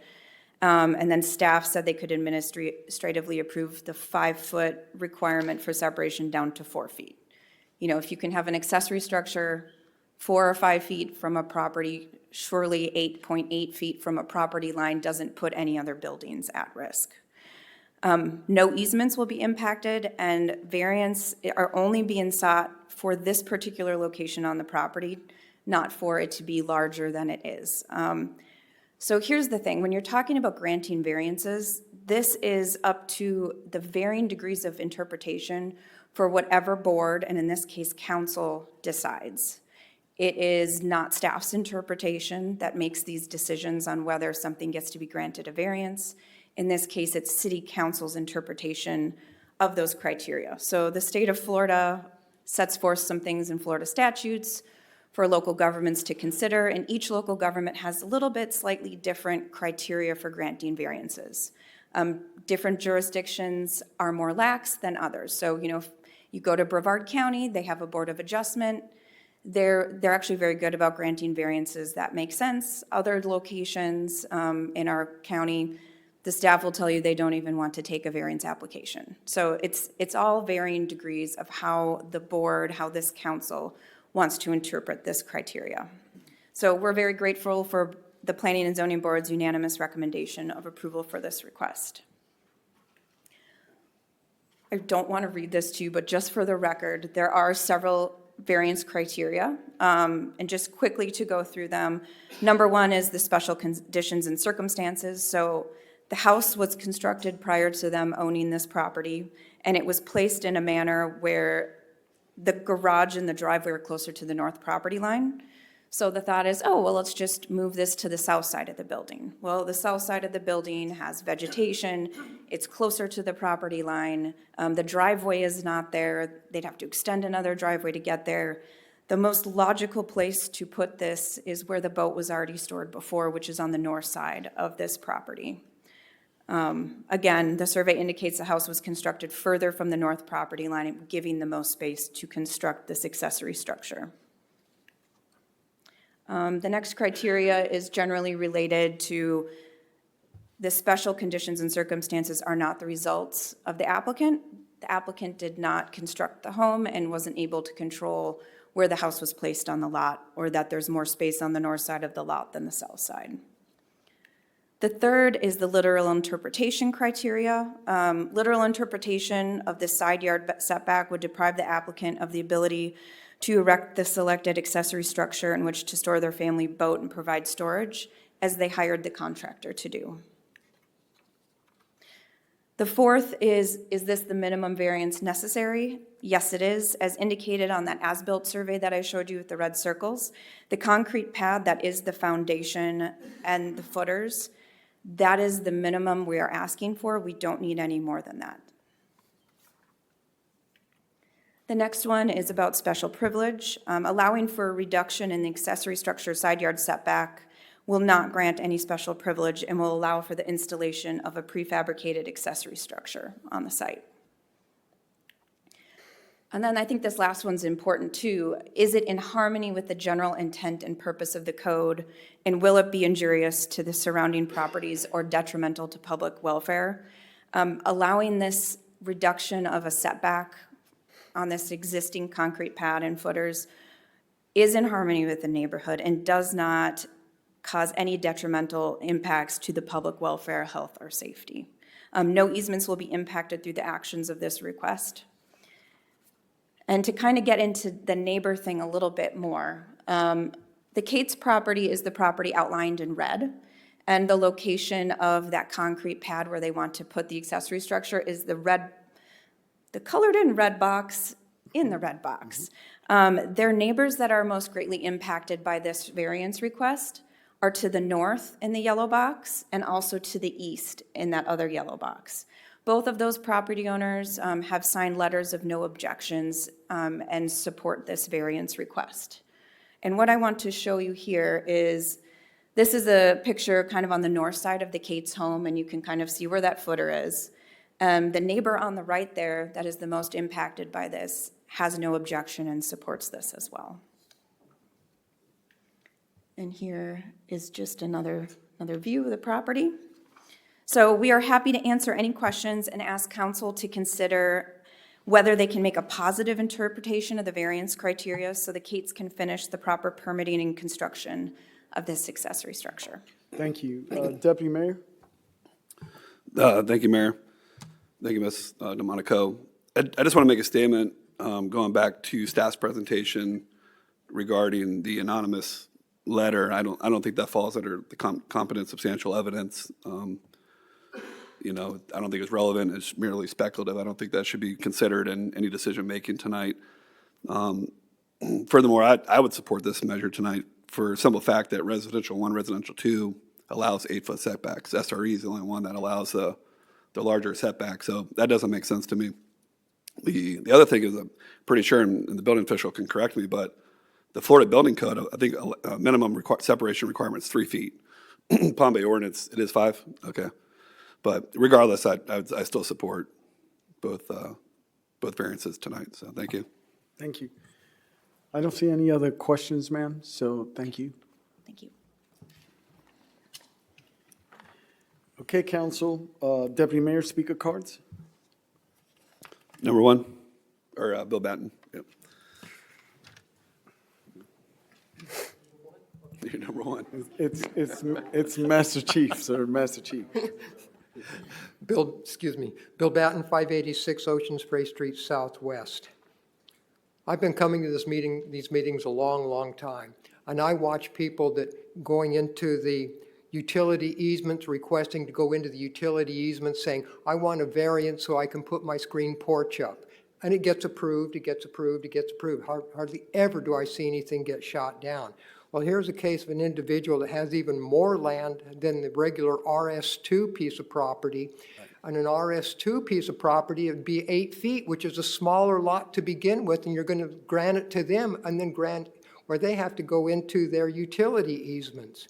The other reason why I'm in favor of this is the fact that the neighbors that surround it are supporting, have no problem with them doing that. And the final reason is because the contractor that they hired, you would have thought was making the preparations to solve those dilemmas, would have had that ahead of time. So I'm sorry for them, for they probably had to pay that contractor. So I'm in favor of them approval of this one. Thank you. Thank you. Any other speaker cards? No, Mayor. Any addition? I don't see any questions, so I'm going to close the public hearing and ask for a motion. So moved. I'll second. I got a motion by Councilman Hammer, seconded by Councilman Langevin. Any further discussion, gentlemen? Councilman Langevin? Yeah, I would just like to commend them for going through this incredible process to do this legally and right. And it sounds like you did a great job putting it all together. And quite frankly, even if you did decide you wanted to take some people hunting in your boat, I just think that's kind of base. So, yeah, I fully support this. Councilman Hammer? I'm going to agree. Everything was presented amazingly. Thank you for doing it the right way. And I'm in complete support, and I know how expensive boats are. And to get it in out of the sun, you're going to have my support. Yeah, I'm in agreement. I really appreciated the PowerPoint slide. Really outlined. It was excellently done, so thank you. I've got a motion by Councilman Hammer, seconded by Councilman Langevin. All in favor signify by saying aye. Aye. Any opposed? Passes unanimously. We're now on item number 2. Madam Smith.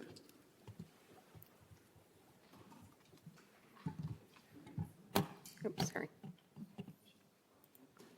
Ordinance 2026-04, an ordinance of the City of Palm Bay, Brevard County, Florida, amending the Code of Ordinances, Title 17, Land Development Code, Chapter 172, Development Review Procedures, Subchapter, Part 4, Zoning Map Amendment to PUD, by modifying the requirement of a development agreement for preliminary and final development planned applications, providing for the repeal of ordinances or parts of ordinances in conflict herewith, providing for inclusion in the City of Palm Bay Code of Ordinances, providing for a severability clause, providing for an effective date.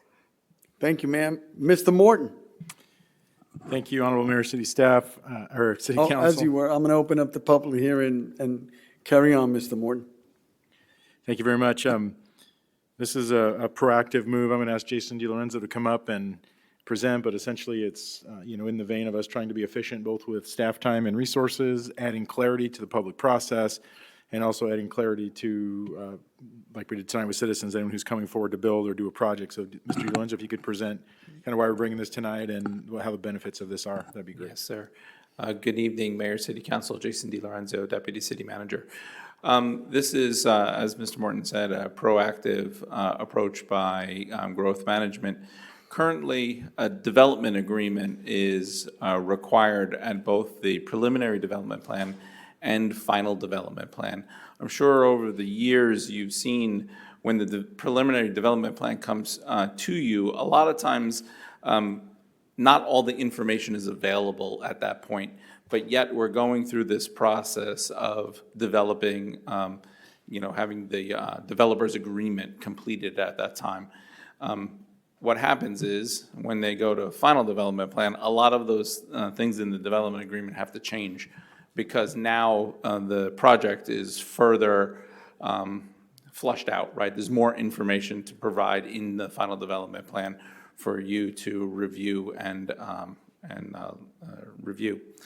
So this would remove the development agreement at the PDP and only have it at the FDP when most of the information is available and to make a it a little bit more efficient for not just the applicant and development community, but for us as well, because we have to do all of that legwork, develop the DA, review the DA, the attorney's office is involved, growth management is involved, often Public Works is involved because of transportation issues. And so this will eliminate that step and leave it at the FDP when more information is available. Any questions, council? I have a question, Mayor. Yes, sir, Deputy Mayor. Thank you for the presentation. Do you think this is like a best solution for like one size fits all for any type of project, whether it be commercial, a PUD subdivision, multifamily apartment? At the PDP, we really don't have all the information every time. So, of course, occasionally things could come up, but I think it'll be best to know it, to be able to have the most information for you when the development agreement comes up. So primarily, yes. Okay. Councilman Hammond? My question is, wouldn't the development agreement be like the basis of even having our conversation in the first place? Because if they're not going to come into a situation without some kind of promise for infrastructure, I don't think we should even waste our time with it. So I understand what you're saying, but if somebody's going to come in and we're going to put all this time into it, and then at the end they're like, yeah, we're not going to help with the utilities, we're not going to help with the road, we're not going to help with anything, we just wasted a lot of manpower for no reason. You're absolutely right. So here's the situation. Right now, all of the preliminary development plans that you're seeing, even the ones that are coming online in the next couple of months, they applied for their preliminary development plan and final development plan at the same time under the old code. The newer code that we adopted, the intent was for those processes to be separate and apart. However, leaving the development agreement at the preliminary development stage of the process is inefficient on all sides. Right now, what you've been seeing are both coming at one time. That's not going to be the standard moving forward. And so it's just not enough detail at the preliminary development plan stage for us to have worked out everything that we need to know. You're absolutely right. Why are they moving forward when all this work is being put in and we don't have everything figured out? That's why we've separated the two in the new code, but it was maybe just a detail that we missed as we adopted the new code where both were required at that stage, and that was because they used to always come together. That's no longer an option. But the ones that you're seeing, those applied under the old code. If they made an application before September, I think it was 24th of 2024, they got to stay under that old code for the application they submitted. So we're still seeing them come together, okay? So under the new code, when you get new applications, they'll be coming separately. So we're just trying to fix this ahead of when we might receive additional applications for preliminary development plan, PUD. Any applications that are coming forward will have to have all of the details worked out. That process actually does start at preliminary development plan stage. The conversations, the meetings with the city attorney, meetings with staff in our DRC, looking at the concurrency requirements. But they're all figured out in more detail with more quality analysis as we know more details about the actual development program. When you do the preliminary development plan, everything's bubbles. It's conceptual, thank you. So this is a fix that we intended under the new code. And we're seeing that, oh, this is going to be a problem. It's hard probably for you to see where we're going with this. We are attempting to improve the process, but right now, everything you're seeing that's come under application under the old code, they're bringing them both together. So it seems like we're going to be missing a step. We're not. We will not be missing a step. And as I put on the legislative cover memo, you still get to see everything, every step of the way. And actually, over the last 6 months, we've started having meetings with all of the staff to get ahead of this process and talking about, personnel, capital facilities, operations and maintenance costs that these projects can have an impact on. And we're getting ahead of it. Those meetings are helping. And we believe we can do a better job under the new code where they come separately. We start the discussions at PDP, and we have it all figured out by the time they come back for their final development plan approval. It is, I know it's confusing because they both are coming together now, but we're not skipping any steps. You will see everything. We're just making a refinement in the process. All right, thank you. Deputy Mayor? Yeah, and I mean, and. Oh, I'm sorry. I wasn't I'm sorry, carry on. Sorry. So I think we can drive down our roads right now and know that the old way didn't work. So I'm not going to be in support of it tonight. And that's not because I don't have the faith in the people we have right now. I just know that the people we have right now aren't going to be here forever. So I have complete faith in the people we have here now. And if you guys could live here forever and you could promise it, I would approve it right now. But I think we need to have a PDP going into every single situation right in the beginning. And even if it was something to where we come up with that agreement at some time and the rest is administrative, I get that. But I really, really, really think these development agreements need to be frontline.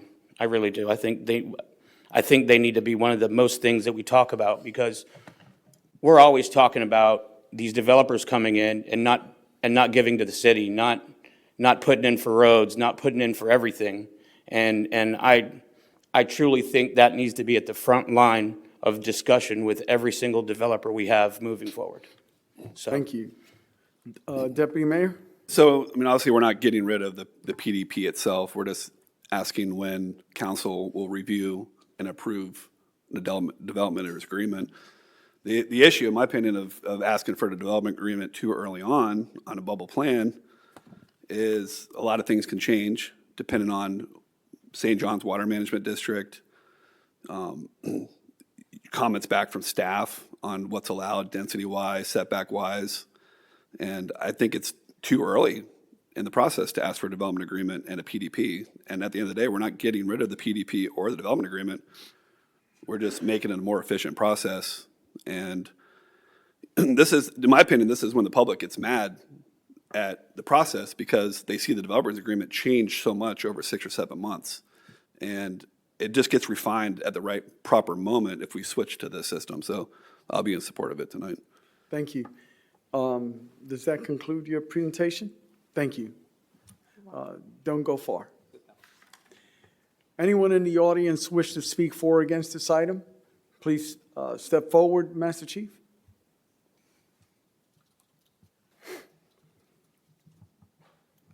Bill Batten, 586 Ocean Spray Street Southwest. I have 4 items to address on this. The first one isn't, say again? No, I was just 4 items. I wanted to be ready, sir. Item number 1, our comprehensive plan, right, designates some land use. That's what it's for. Then we have developers come in and they say, well, I don't like that, so they're going to change that land designation from our comp plan and to change it whatever it's going to be, right? But then if that project ever fails, guess what? The land doesn't go back to what it was. It has now been pre-designated. Now, part of that would be possibly covered if they had some of the preliminary preliminary agreements in the works ahead of time. So that's item number one. Item number two, it's nice to have a little bit of double oversight. It causes good growth. If you see it twice, you have a better chance of not making a mistake instead of seeing it once and you made a mistake. I know it's more work for staff. I understand that, and I'm not trying to make it easier on them.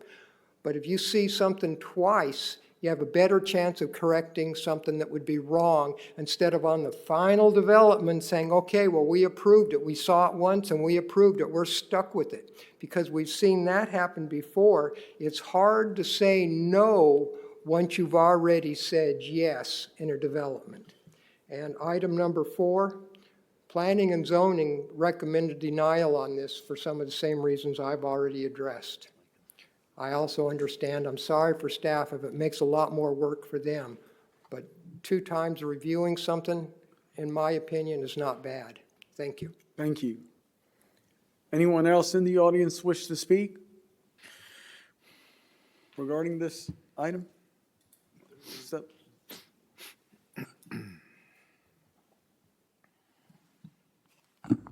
Jaredon, I'm a minor. So I would personally be for this item because I feel like the city in general has suffered with consistently weighing down businesses and making it harder for them to implement their businesses in our city. I feel like that's part of the reason West Melbourne has so much commercial property and so many different businesses.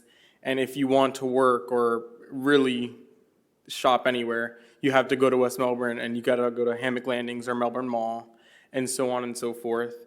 So I do think making it easier on the developer would also be helpful, and saving the city's time could make them more efficient and prioritize properties and then see those problems like he was talking about. Because if they're still submitting their preliminary paperwork and they're just not signing that, I forget exactly what it's called, the agreement, as she put it, we still see that information. We're still seeing the information. We're just not getting it all at once like they had it before.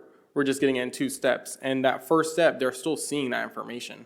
It's not like they're not seeing anymore. They're just not going through the steps of getting the agreement and everything else in place.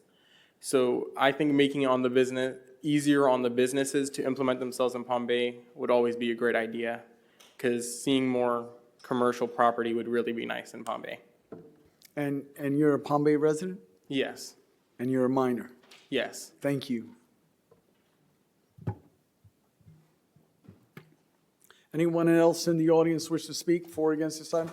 Please step forward.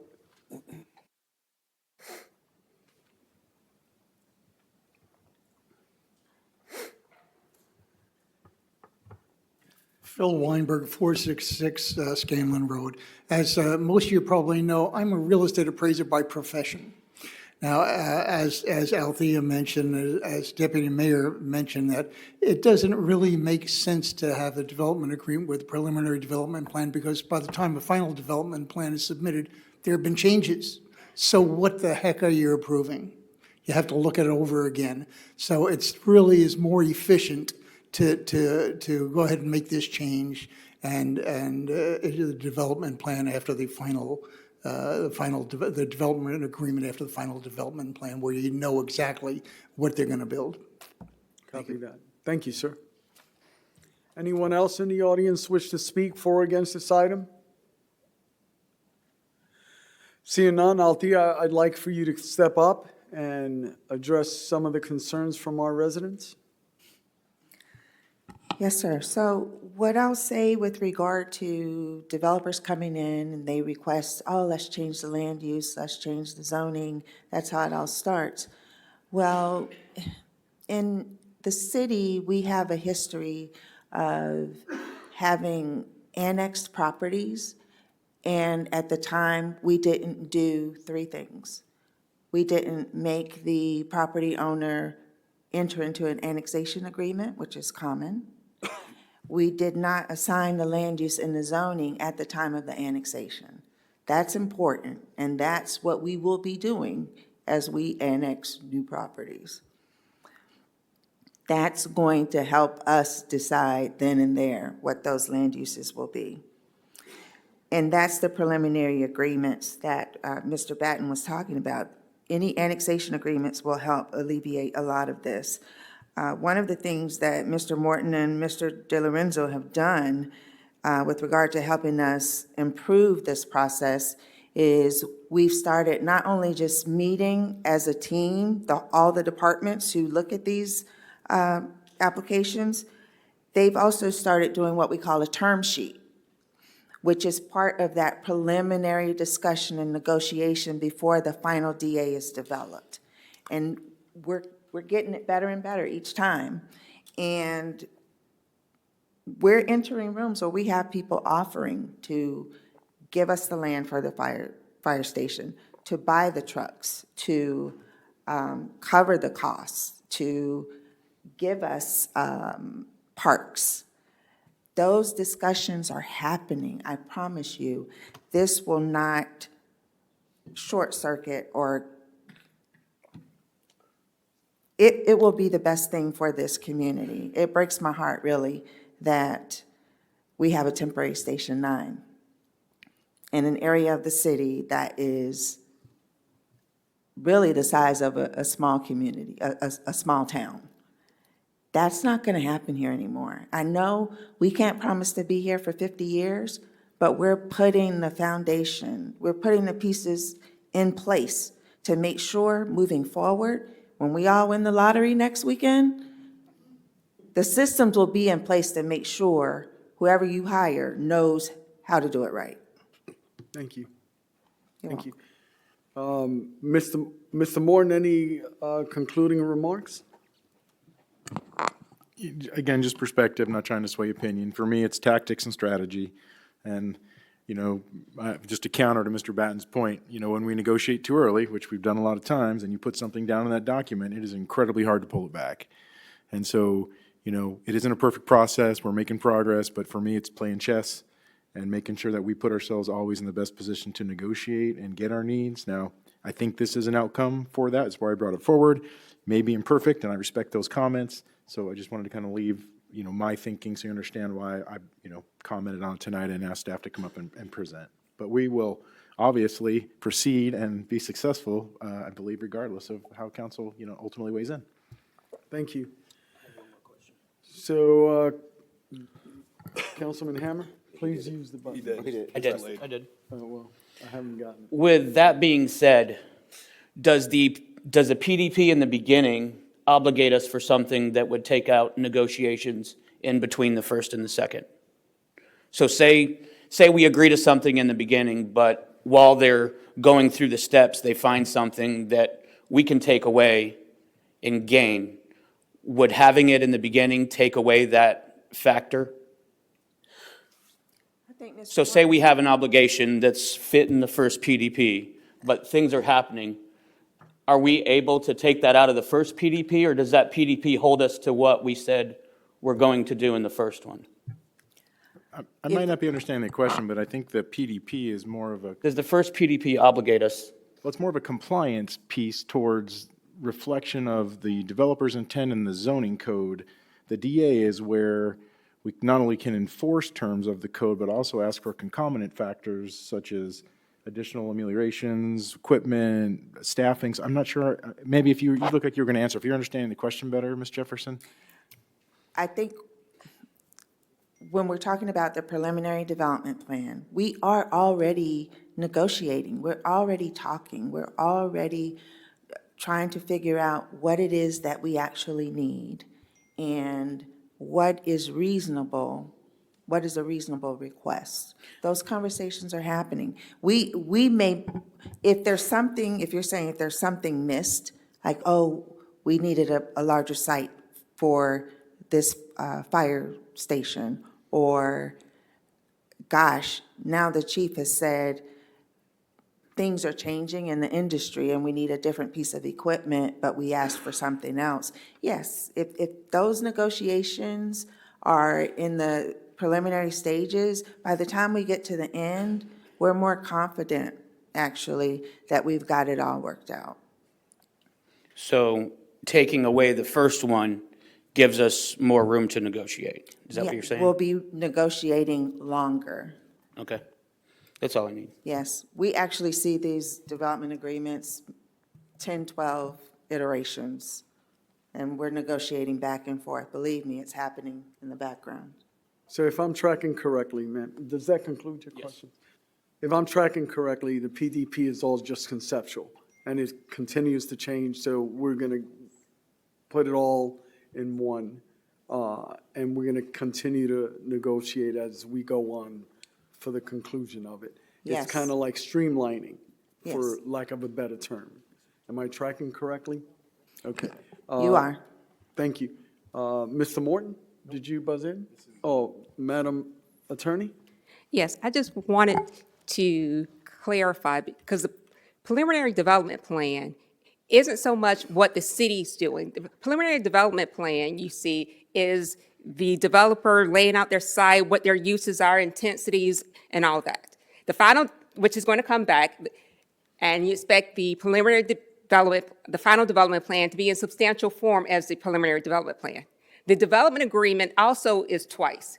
So you're seeing the development plan twice, preliminary and final, and you're going to see the development agreement twice because it has to be 2 readings. So no reading is taken away. It's just how are we ordering the 2 readings for the development agreement? Because the development agreement still is going to come before you twice.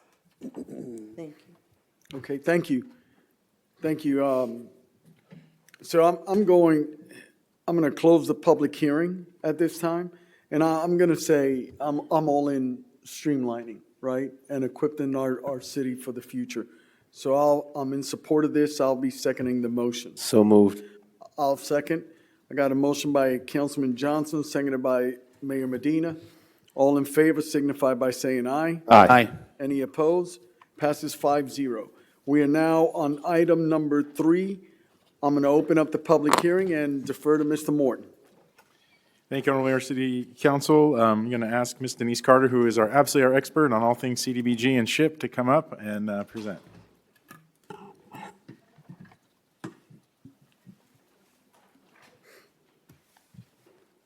Hey, Ms. Carter.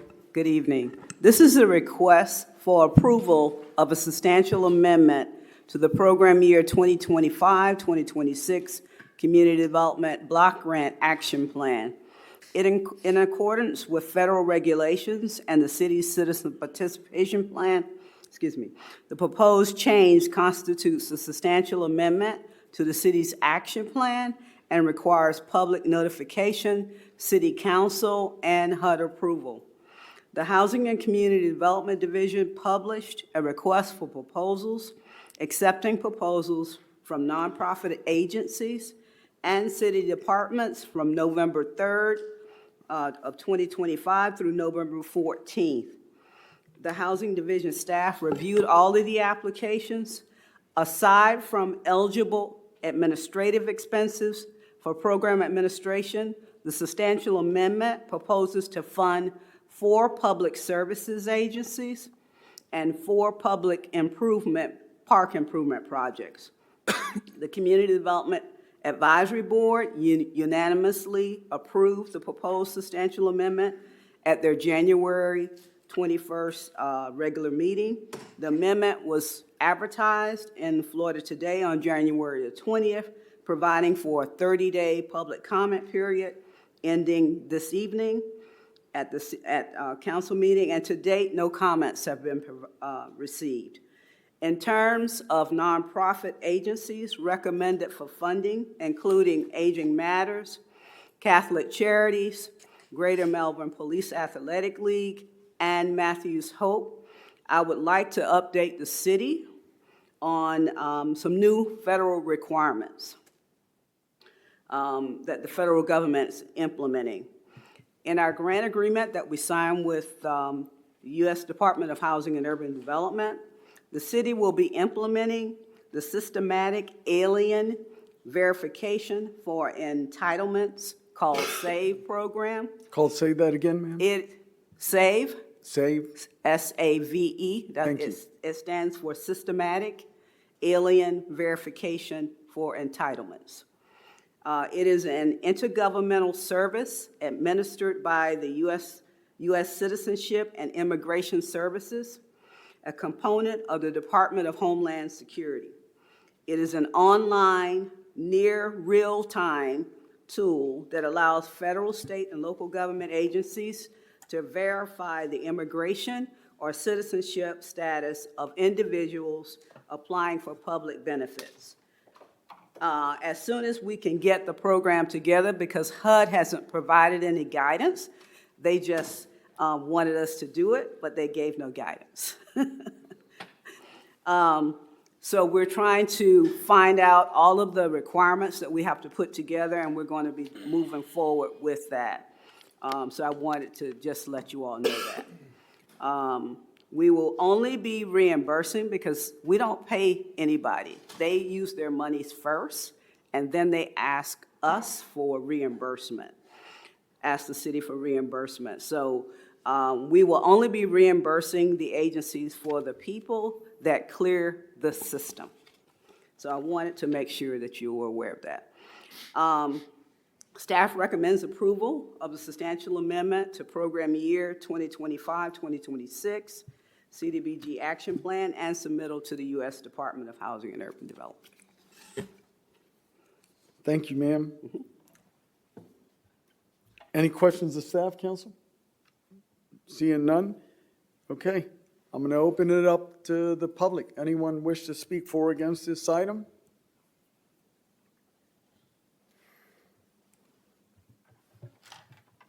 No one? Okay. I'm closing the public hearing, asking for a motion. So moved. Second. Got a motion by Councilman Hammer, seconded by Councilman Johnson. Any further discussion? Well, first I've got Councilman Langevin wanting to weigh in.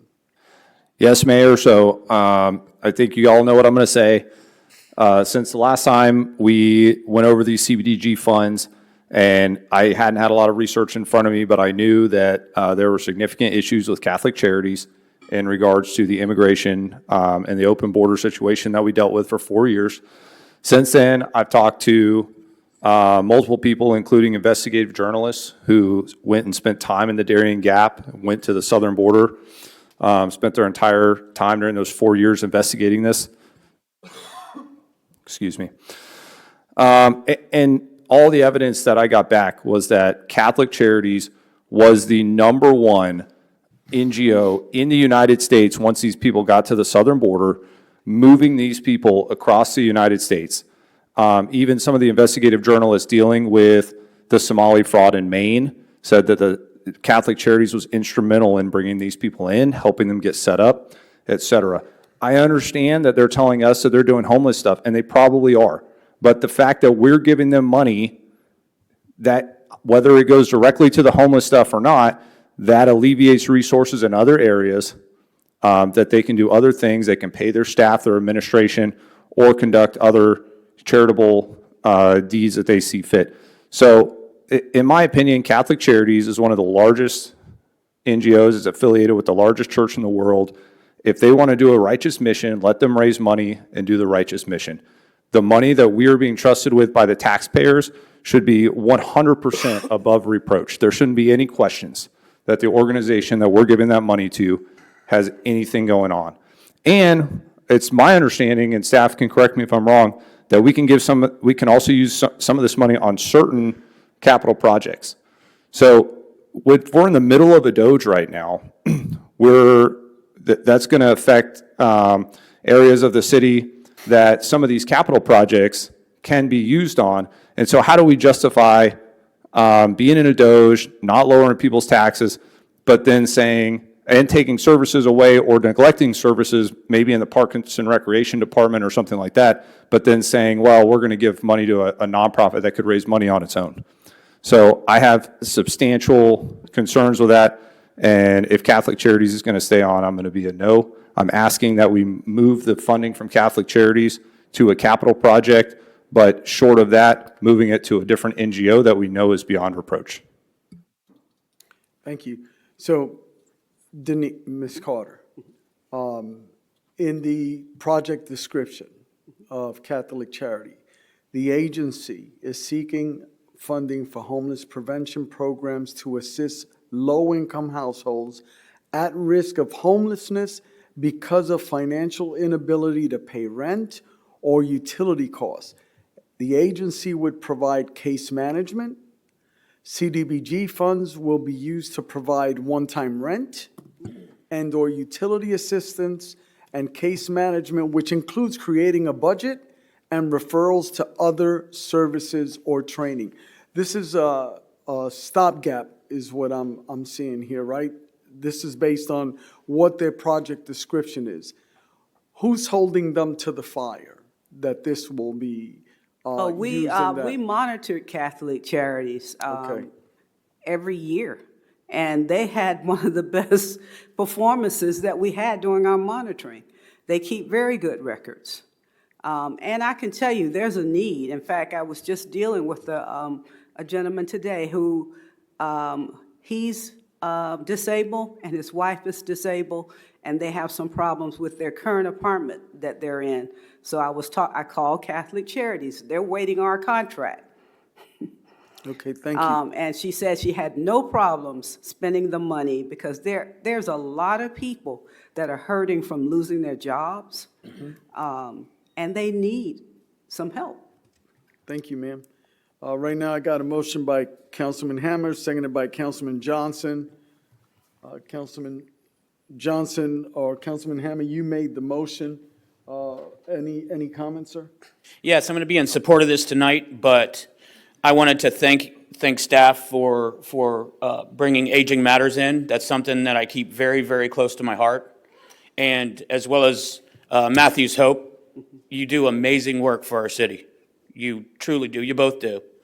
In the future, I would like to see more go to split it up in thirds, because I think we have two assets that are extremely being underutilized. So, but I will be in support of that tonight. Thank you.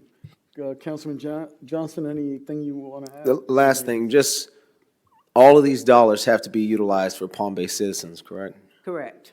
That's Only it. in Palm Bay. That's it. All in favor signify by saying aye. Aye. All opposed signify by saying nay. Nay. Passes 4-1. 3-2. Or 3-2. I didn't hear your nay. All right. So voting in favor is Hammer, Johnson, Medina. Voting nay is Langevin and Jaffe. Okay, before we go to item 4, I'd like to take a 5-minute recess. Thank you. This meeting back to order. We are now on item number 4. I'm going to open up the public hearing and defer to Mr. Morton. And I'm going to defer to Ms. Carter. Thank you. Ms. Carter. Okay.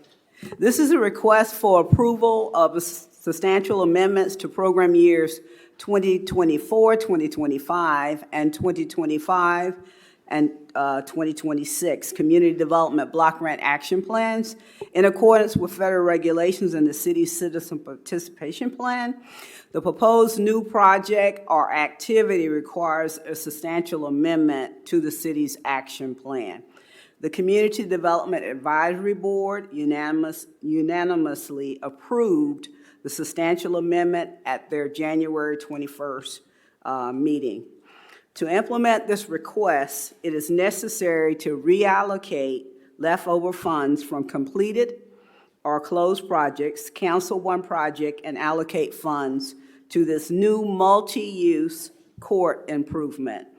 The park improvements include removing the existing court foundation and reestablishing the area as a multi-use hard court facility designed to support a variety of recreational activities such as open play, informal sports, hard court sports, pickleball, and future adaptable programming.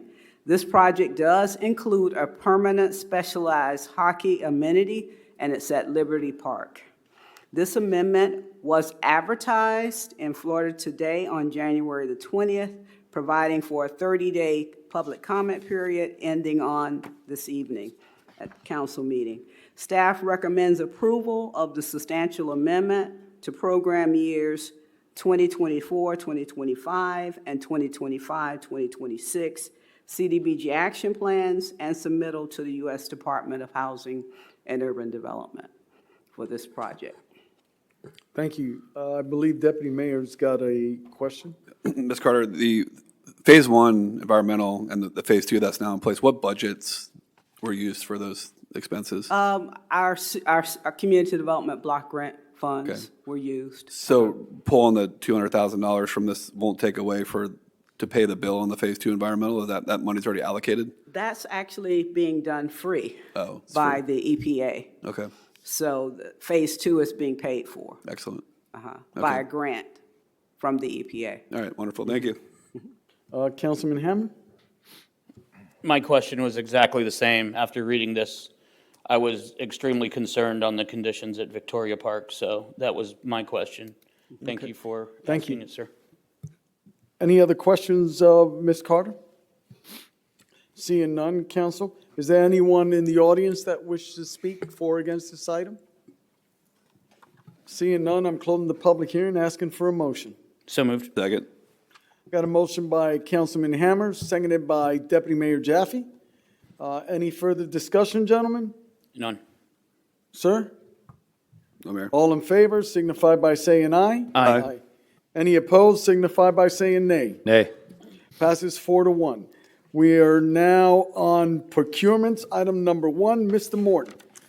Thank you again, Honorable Mayor, City Council. This miscellaneous piggyback purchase for cured in-place pipe installation is part of a replacement program for Phase 1. I was going to ask our Public Works Director, Kevin Brinkley, to come up and explain to you what this is and answer any questions you have. And of course, we have our interim acting procurement director, Nick Kanjar, here as well, if you've got any procurement questions. Yes, thank you, Mr. Morton. Kevin Brinkley, Public Works Director. Hey, Mr. Brinkley. How are you? That's a great-looking tie, sir. Thank you. I wore it for, it's a Valentine's My Day? Little Pony themed birthday celebration for our Christine Sullivan For today's. who was it? Christine Sullivan, our Oh. Assistant Director. It's her Well, birthday. I don't know if you noticed the balloon over there, but happy birthday. I'm glad I asked. Yeah, thank you. Way to go, Miss Sullivan. All right. Happy birthday. Yeah, what you have before you is something that's kind of new. It's a new process that we're doing here in the city, and we wanted to be able to explain our thought process and why you have this in front of you. This is 85 locations where we have pipes that have failed in the city. So every 5 years, we inspect on a rotational basis stormwater pipes that run underneath our roads, underneath of our sidewalks, outfall pipes that run from neighborhoods into canals, things like that. Once they're graded, once they reach a score over 5, it's a 1 to 10 scale. Once they reach a score over 5, they're considered failed. It's time for us to consider replacing them. Traditionally, what's been done is we have pulled up the pipe out of the ground and replaced it with a brand new pipe. So if it's under a roadway, what are we doing? We're tearing up the road, putting the pipe down. Under a sidewalk, same thing. Through someone's side yard, same thing. CIPP is cured in place pipe. It's a different process. We don't have to pull the pipe out of the ground. What we do is we have a vendor, a third party, will shoot a bladder through the pipe and then force hot water into it, which cures that bladder inside of the current existing pipe, but essentially creating a brand new pipe that cures in place using that hot water, and then creates a new life with a lifespan equal to the corrugated pipe that was there originally. So it's fairly new technology. It's a new process here in the city, and it's awarding us significant cost savings by doing this. So if there are any questions, I'd be happy to. Yes, I don't see any questions, but thanks for that explanation. And it reminds me on doing a better job of sharing the infrastructure improvements as we are moving forward, how we communicate that to our residents. We had a constituent earlier today mentioned, hey, you guys aren't sharing the story of our infrastructure. And so I think we should take a piece of advice and start doing a better job of sharing the story of investing in our infrastructure. So thank you. I don't have any other questions. Deputy Mayor, do you have comment cards? No cards, Mayor. All right. I don't see any questions from council, so I'm going to ask for a motion. So moved. Got a motion by Councilman Second. Johnson, seconded by Deputy Mayor Jaffe. Any further discussion, gentlemen? Seeing none, all in favor signify by saying aye. Aye. Any opposed? Passes unanimously, 5-0. We're now on unfinished and old business. Are the applicants in the audience? Would you know, Deputy Mayor? No? All right, Deputy Mayor, any comment cards? No cards, Mayor. Okay, so I need a motion for Benjamin Kiskell and James Brock to the Palm Bay Police and Firefighters Retirement Pension Plan Board of Trustees representing city resident positions. Make a motion to reappoint Benjamin Keeshiel and James Brock to the Palm Bay Firefighters Retirement Pension Plan Board of Trustees. Second. Got a motion by Deputy Mayor Jaffe, seconded by Councilman Johnson. I do have Councilman Langevin weighing in. Yeah, I just wanted to ask, I mean, has anybody spoken to them, or can anybody speak on their behalf? They are being reappointed, so they did serve. Okay, so they're on the board. I know, I haven't met them personally, and I don't like voting for people that I haven't met just out of that principle, but I understand. I know Benjamin Kiskell was a firefighter for years in this city. Gave an enormous amount of sacrifice to our city, so I know Ben. Right now, I got a motion by Deputy Mayor Jaffe, seconded by Councilman Johnson. All in favor signify by saying aye. Aye. Any opposed? Passes 5-0. We're now on new business, item number 1, Mr. Morton. Thank you again. Honorable Mayor, City Council, I think it would be appropriate call up Deputy Chief Spears tonight. He may have other announcements as well. You never know, but if he'd present this and discuss the item, that'd be fantastic. Welcome, Deputy Chief Spears. Good morning. Or good evening. Good evening. Good evening. I apologize. I'm hoping not to stay here I till know. morning. I'm hoping too. I know a lot of people are probably waiting on me. Sir, it has happened before. Yeah, that's not gonna happen We here. have said good morning. Yeah. Here before. Good evening, Mayor, Council. So the item before you has come to you a couple months ago. During that time, it was approved by you all for this grant to be used for the salaries, for the overtime. It's reimbursable. However, after it was approved, they came back and said that we can purchase equipment with this grant, which is how it's been in years past. So this first year, or when this first came out earlier, it was a little unique because we hadn't seen that before. So they came back, amended the grant application that could be used for salaries and equipment. And so we're coming back before you tonight to ask for your approval that this grant be used for salaries and equipment. The equipment that is purchased is going to be traffic equipment such as radars and lasers, et cetera. And then obviously the salaries for the overtime that the officers are working the details. Thank you. Thanks for that explanation, Yes, Deputy sir. Chief. Any questions of the Deputy Chief, gentlemen? Seeing none, thank you. Speaker cards, Deputy Mayor? No, Mayor. I need a motion. So moved. Second. Motion by Councilman Johnson, seconded by Deputy Mayor Jaffe. Any further discussion, gentlemen? Seeing none, all in favor signify by saying aye. Aye. Aye. Any opposed? Signify by saying nay. Passes unanimously. We're now on council reports, and I'll start with Councilman Langevin. Got nothing. Everyone have a great night. Councilman Hammer. Yes. I was going to see how council felt about it. I don't know if I need to get a consensus or not, but Dr. Wilson from the MRC would like to place bacteria monitors in with help from some colleges around the state to put bacteria monitors in Turkey Creek. I was seeing, I don't know if we need consensus, but it was something that was discussed. So how you guys felt about that, because I think it's a good step in the right direction. Having MRC there at our service is amazing, and if they're going to provide a service to us, I would like to utilize it. So right now, I'm not sure a consensus is needed, but if so, I'm a thumbs up on that. As you know, we experienced devastation, a tragic devastation in our Turkey Creek area, so it'd be good to see how that has progressed as well. So yes, sir, I'm a thumbs up. I don't see any others. Councilman Langevin, you want to weigh in? I'm good. Thumbs up? Okay, so we've got, You got a comment?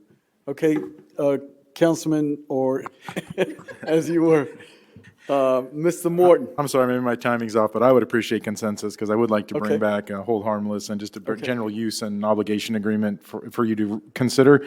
I think it's a great idea. We can move forward. I know staff's already engaging, so if we can have consensus to draft that agreement, that'd be We great. already have Thank you. 5 thumbs up, sir. Thank you. Oh, hold on. Councilman Johnson's going to withdraw his thumbs up, I think. I don't know. Go ahead, Councilman. Wait, Mr. Moore, you're speaking very fast. So you're saying right now you're in the middle of negotiations? No, staff's just talking. Objectively, we can do it. Okay. Our staff has said, yeah, we can find locations. I'm sorry, I'll slow down. All we would like is the consensus because I would like to have a hold harmless agreement drafted with Ms. Smith. Yeah. And a use agreement, so it's just very clear that there are sensors, they need to take responsibility, what the city's obligations are, which won't be anything other than the placement, right, and installation, and just all the basic good stuff. Okay, I agree with If one falls that. off and, a manatee eats it or hits a boat, right, I don't know how big they are, we just want to make sure that we're moving smart in partnership with them. Yes, So sir. thank I you. agree with that. Thank you. Okay, so you still have 5 thumbs up, sir. Councilman Hammond, does that include your report? Or I had one more. I wanted to thank officially our legislators for pushing some of the needs that we have. They fought pretty hard for us, and one of my passions was Babcock. And I would like to thank Senator Mayfield for making an amendment to have that, to not have that die on the floor. So I just wanted to come out and say thank you for the extra effort. It's nothing we asked her to do, and she did it on her own. Yeah. So that's something that's truly amazing. And my last thing is I would like to appoint Thomas Gom to the task force. Congratulations, sir. Councilman Hammer, not for nothing, I think it warrants us to not only share what Senator Mayfield's done, but the entire delegation. And although it hasn't made it to the governor's desk, it doesn't exclude us from being grateful and thankful for the process of all our projects. So, thank you to each and every one from Robbie Brackett on. They all, Senator Mayfield, Monique Miller, they have overwhelmingly welcomed us, not only in Tallahassee, but they are trying to help us improve our infrastructure and help us with these appropriations and grants. So even though we haven't solidified anything because the governor's got to sign it, however, we must commend their efforts on everything that we've asked for has made the cut. So I want to thank them publicly as well. Councilman Johnson. Thank you, Mayor. 3 things. To that point, I want us to be very open-minded and forward-thinking. The Florida legislators passed the House Bill 203, which has to make its way to the governor's desk in regards to property tax. So cities may be seeing a pinch in the near future. So that's something that we got to be open-minded and see how we're going to navigate those waters. Other than that, I appoint Donnie Felix from my task force. And I also just want to remind council, for those who haven't turned in their employee evaluations, to make sure they do so. Thank you. Deputy Mayor? Thank you, Mayor. So I had the unique opportunity to meet with our Lieutenant Governor yesterday. Was actually afforded a generous amount of time with him for almost 2 hours, and part of the meeting included our chairman from the county commissioner, Thad Altman's office, and just really to have that face-to-face time with our Lieutenant Governor and to be able to tell him about Palm Bay. End of last year, Councilman Langevin invited him to Palm Bay, and he spent time on our gun range with our police department and Councilman Langevin, and to get another opportunity for Palm Bay to get in front of him, and we were able to talk about our greatest needs in our city and what we're working for as far as appropriations. And he asked a very simple question, what can I do for you? And the response was simple as well. Please ask our governor not to veto any of the items that have been appropriated to Palm Bay. So whether that carries any weight, we'll know by sometime in July, right? June. Yeah. June. We'll know by June. Yes, So, sir. but he did express interest to have a follow-up meeting and come back to Brevard County and just really, really excited for that, to share that news. On some more news related to Palm Bay and just the good things that's going on in our city and just interlocal government agency relationships. Had a school board member reach out. Some traffic issues going on near Palm Bay Elementary School on School Drive, and people not listening to traffic conditions over there, and was able to reach out to Deputy Chief Spears, and he coordinated with our traffic operations department in Palm Bay, and within a month's time was able to find a solution and get signs installed, and then actually monitored the situation for improvement to make sure that the solution was working, and furthermore our Sergeant Bermudez actually reached out to our school board member just to give them an update, which I think says a lot about what we do for our community and how we communicate and how we work with other government agencies. So I just want to commend our staff and our police department and our traffic operations for that. So I just want to touch base on the TPO report a little bit. Okay. Mayor Medina, Councilman Hammer, and myself, we serve on the TPO board as, the representatives from Palm Bay. And, a lot of the time we're there to listen to staff presentation. And there was a very discouraging presentation made last week regarding, the 2050 long-term range plan. And there's a lot of projects that are on there for Palm Bay, Malabar being one of them. And of all the projects in the 2050 plan, $2 billion is unfunded, including Malabar Road. And we're looking back at the staff of the TPO, and they're looking at us, and it's like, in my mind, I'm like, what are we doing here? I don't know what the solution looks like. Government cuts are happening from the federal level, the state level, and hope, and potentially even on a local level now with whatever may or may not be happening with property taxes. We can certainly use the help from the residents, to be vocal to our county commissioners, to our state delegates, and our federal government for help. We love serving, we go to these meetings, but we need the 155,000 residents of Palm Bay to get really, really loud with people higher up than the city council. And so just begging for your help, write letters, make phone calls, and don't let off the gas until we start getting the support that we need in our city. Florida was an open state during COVID. COVID policies allowed Florida to be open. And people came here in droves, and we're at our 2035 population. And we're feeling the effects of that now in our roads and our infrastructure. And without a very, very loud, consistent voice, we're not going to get the help we need. So I just wanted to close with that. Thank you, Mayor. Yeah, and I was going to report a little bit on that TPO meeting and some of the things that were said.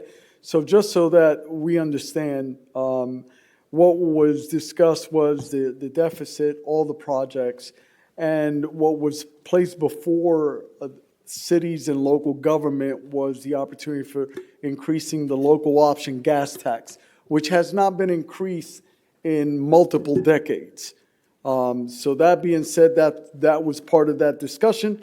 And then also to follow up with what else was discussed was the Indian River Lagoon tax that is probably going to be placed on the ballot, and the support to continue to increase, or not increase, but continue to build on what has been done over the last few years. I will say this, that tax is, we can use those benefits regarding the Indian River Lagoon towards infrastructure, meaning outfalls, anything that's going into the outfall. So that infrastructure, I know that the county's done that. I know that came up. Wasn't sure what the purpose of it was because although we're all elected officials, there were multiple individuals on that board, and there was multiple individuals from this board.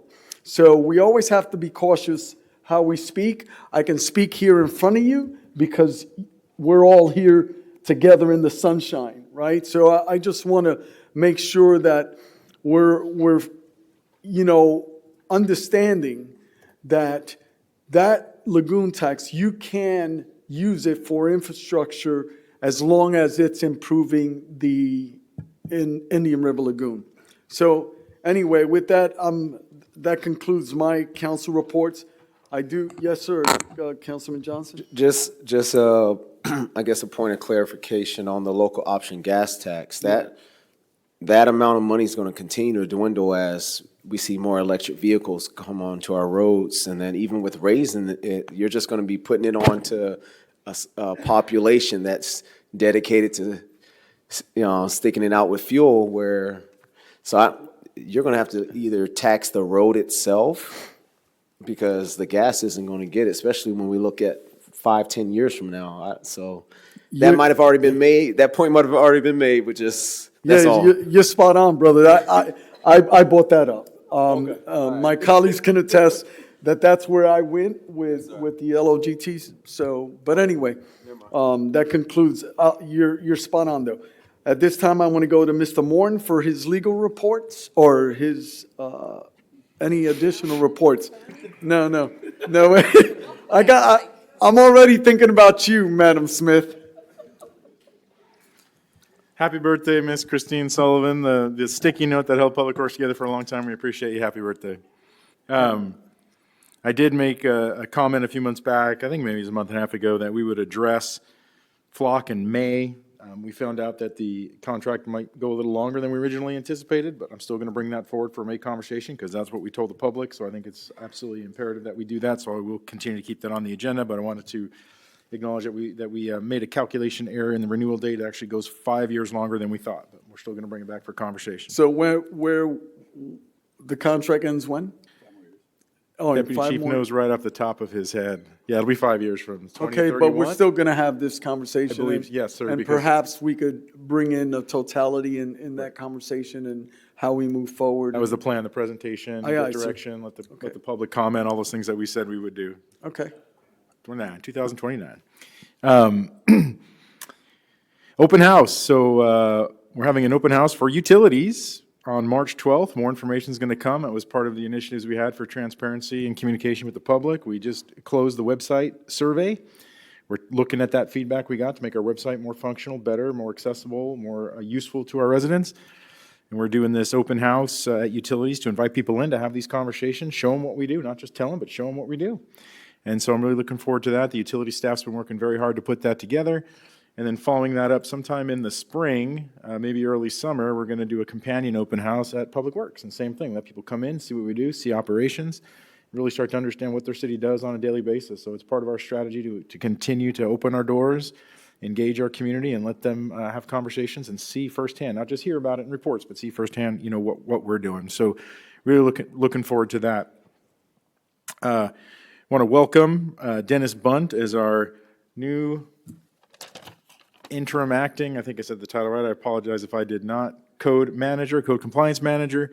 Had the unique opportunity to get to know Dennis through the light team, and he was one of the shining stars in there, so we're grateful to have him on board, and he's still managing customer service, and if any of you follow your emails, you see that he resolves dozens of concerns, questions, and queries on a daily basis. He's just doing phenomenal work for us, really appreciative of that. Next meeting, we will bring forward for official discussion, submission, and consideration of any congressional legislative priorities to be submitted to Congressman Herodopoulos. That will be on the agenda for 3-5.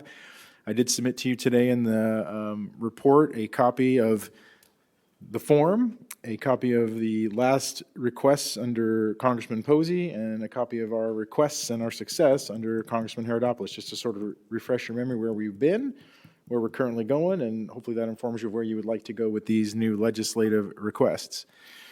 Last item is, we did get a call, very interesting, as you may have heard in the news, Kroger is pulling out of Florida, pulling out of the Southeast in large part. They have a brand new, unused, they set it up, modular building that is almost a complete analog, identical to what we were looking to purchase for the range for the Milo setup.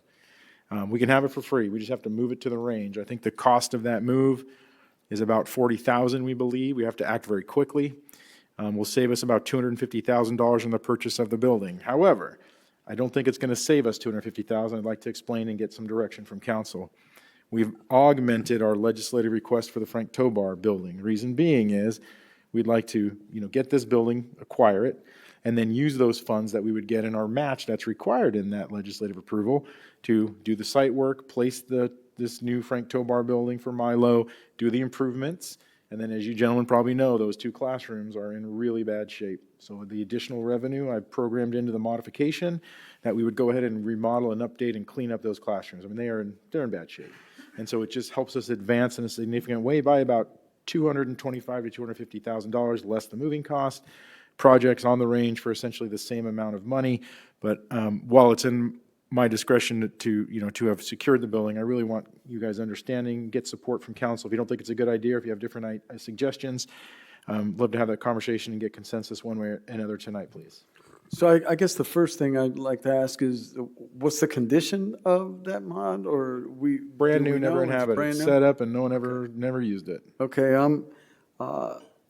and so. We've had our staff go up to Rockledge and look at it, inspected it. Steve Wooden said it's slightly smaller by, a couple hundred square feet, but it will be almost exactly what we expect for the Milo building. Well, then I think Deputy Mayor has lobbied through the Lieutenant Governor, so we may stand a chance of the governor not vetoing it.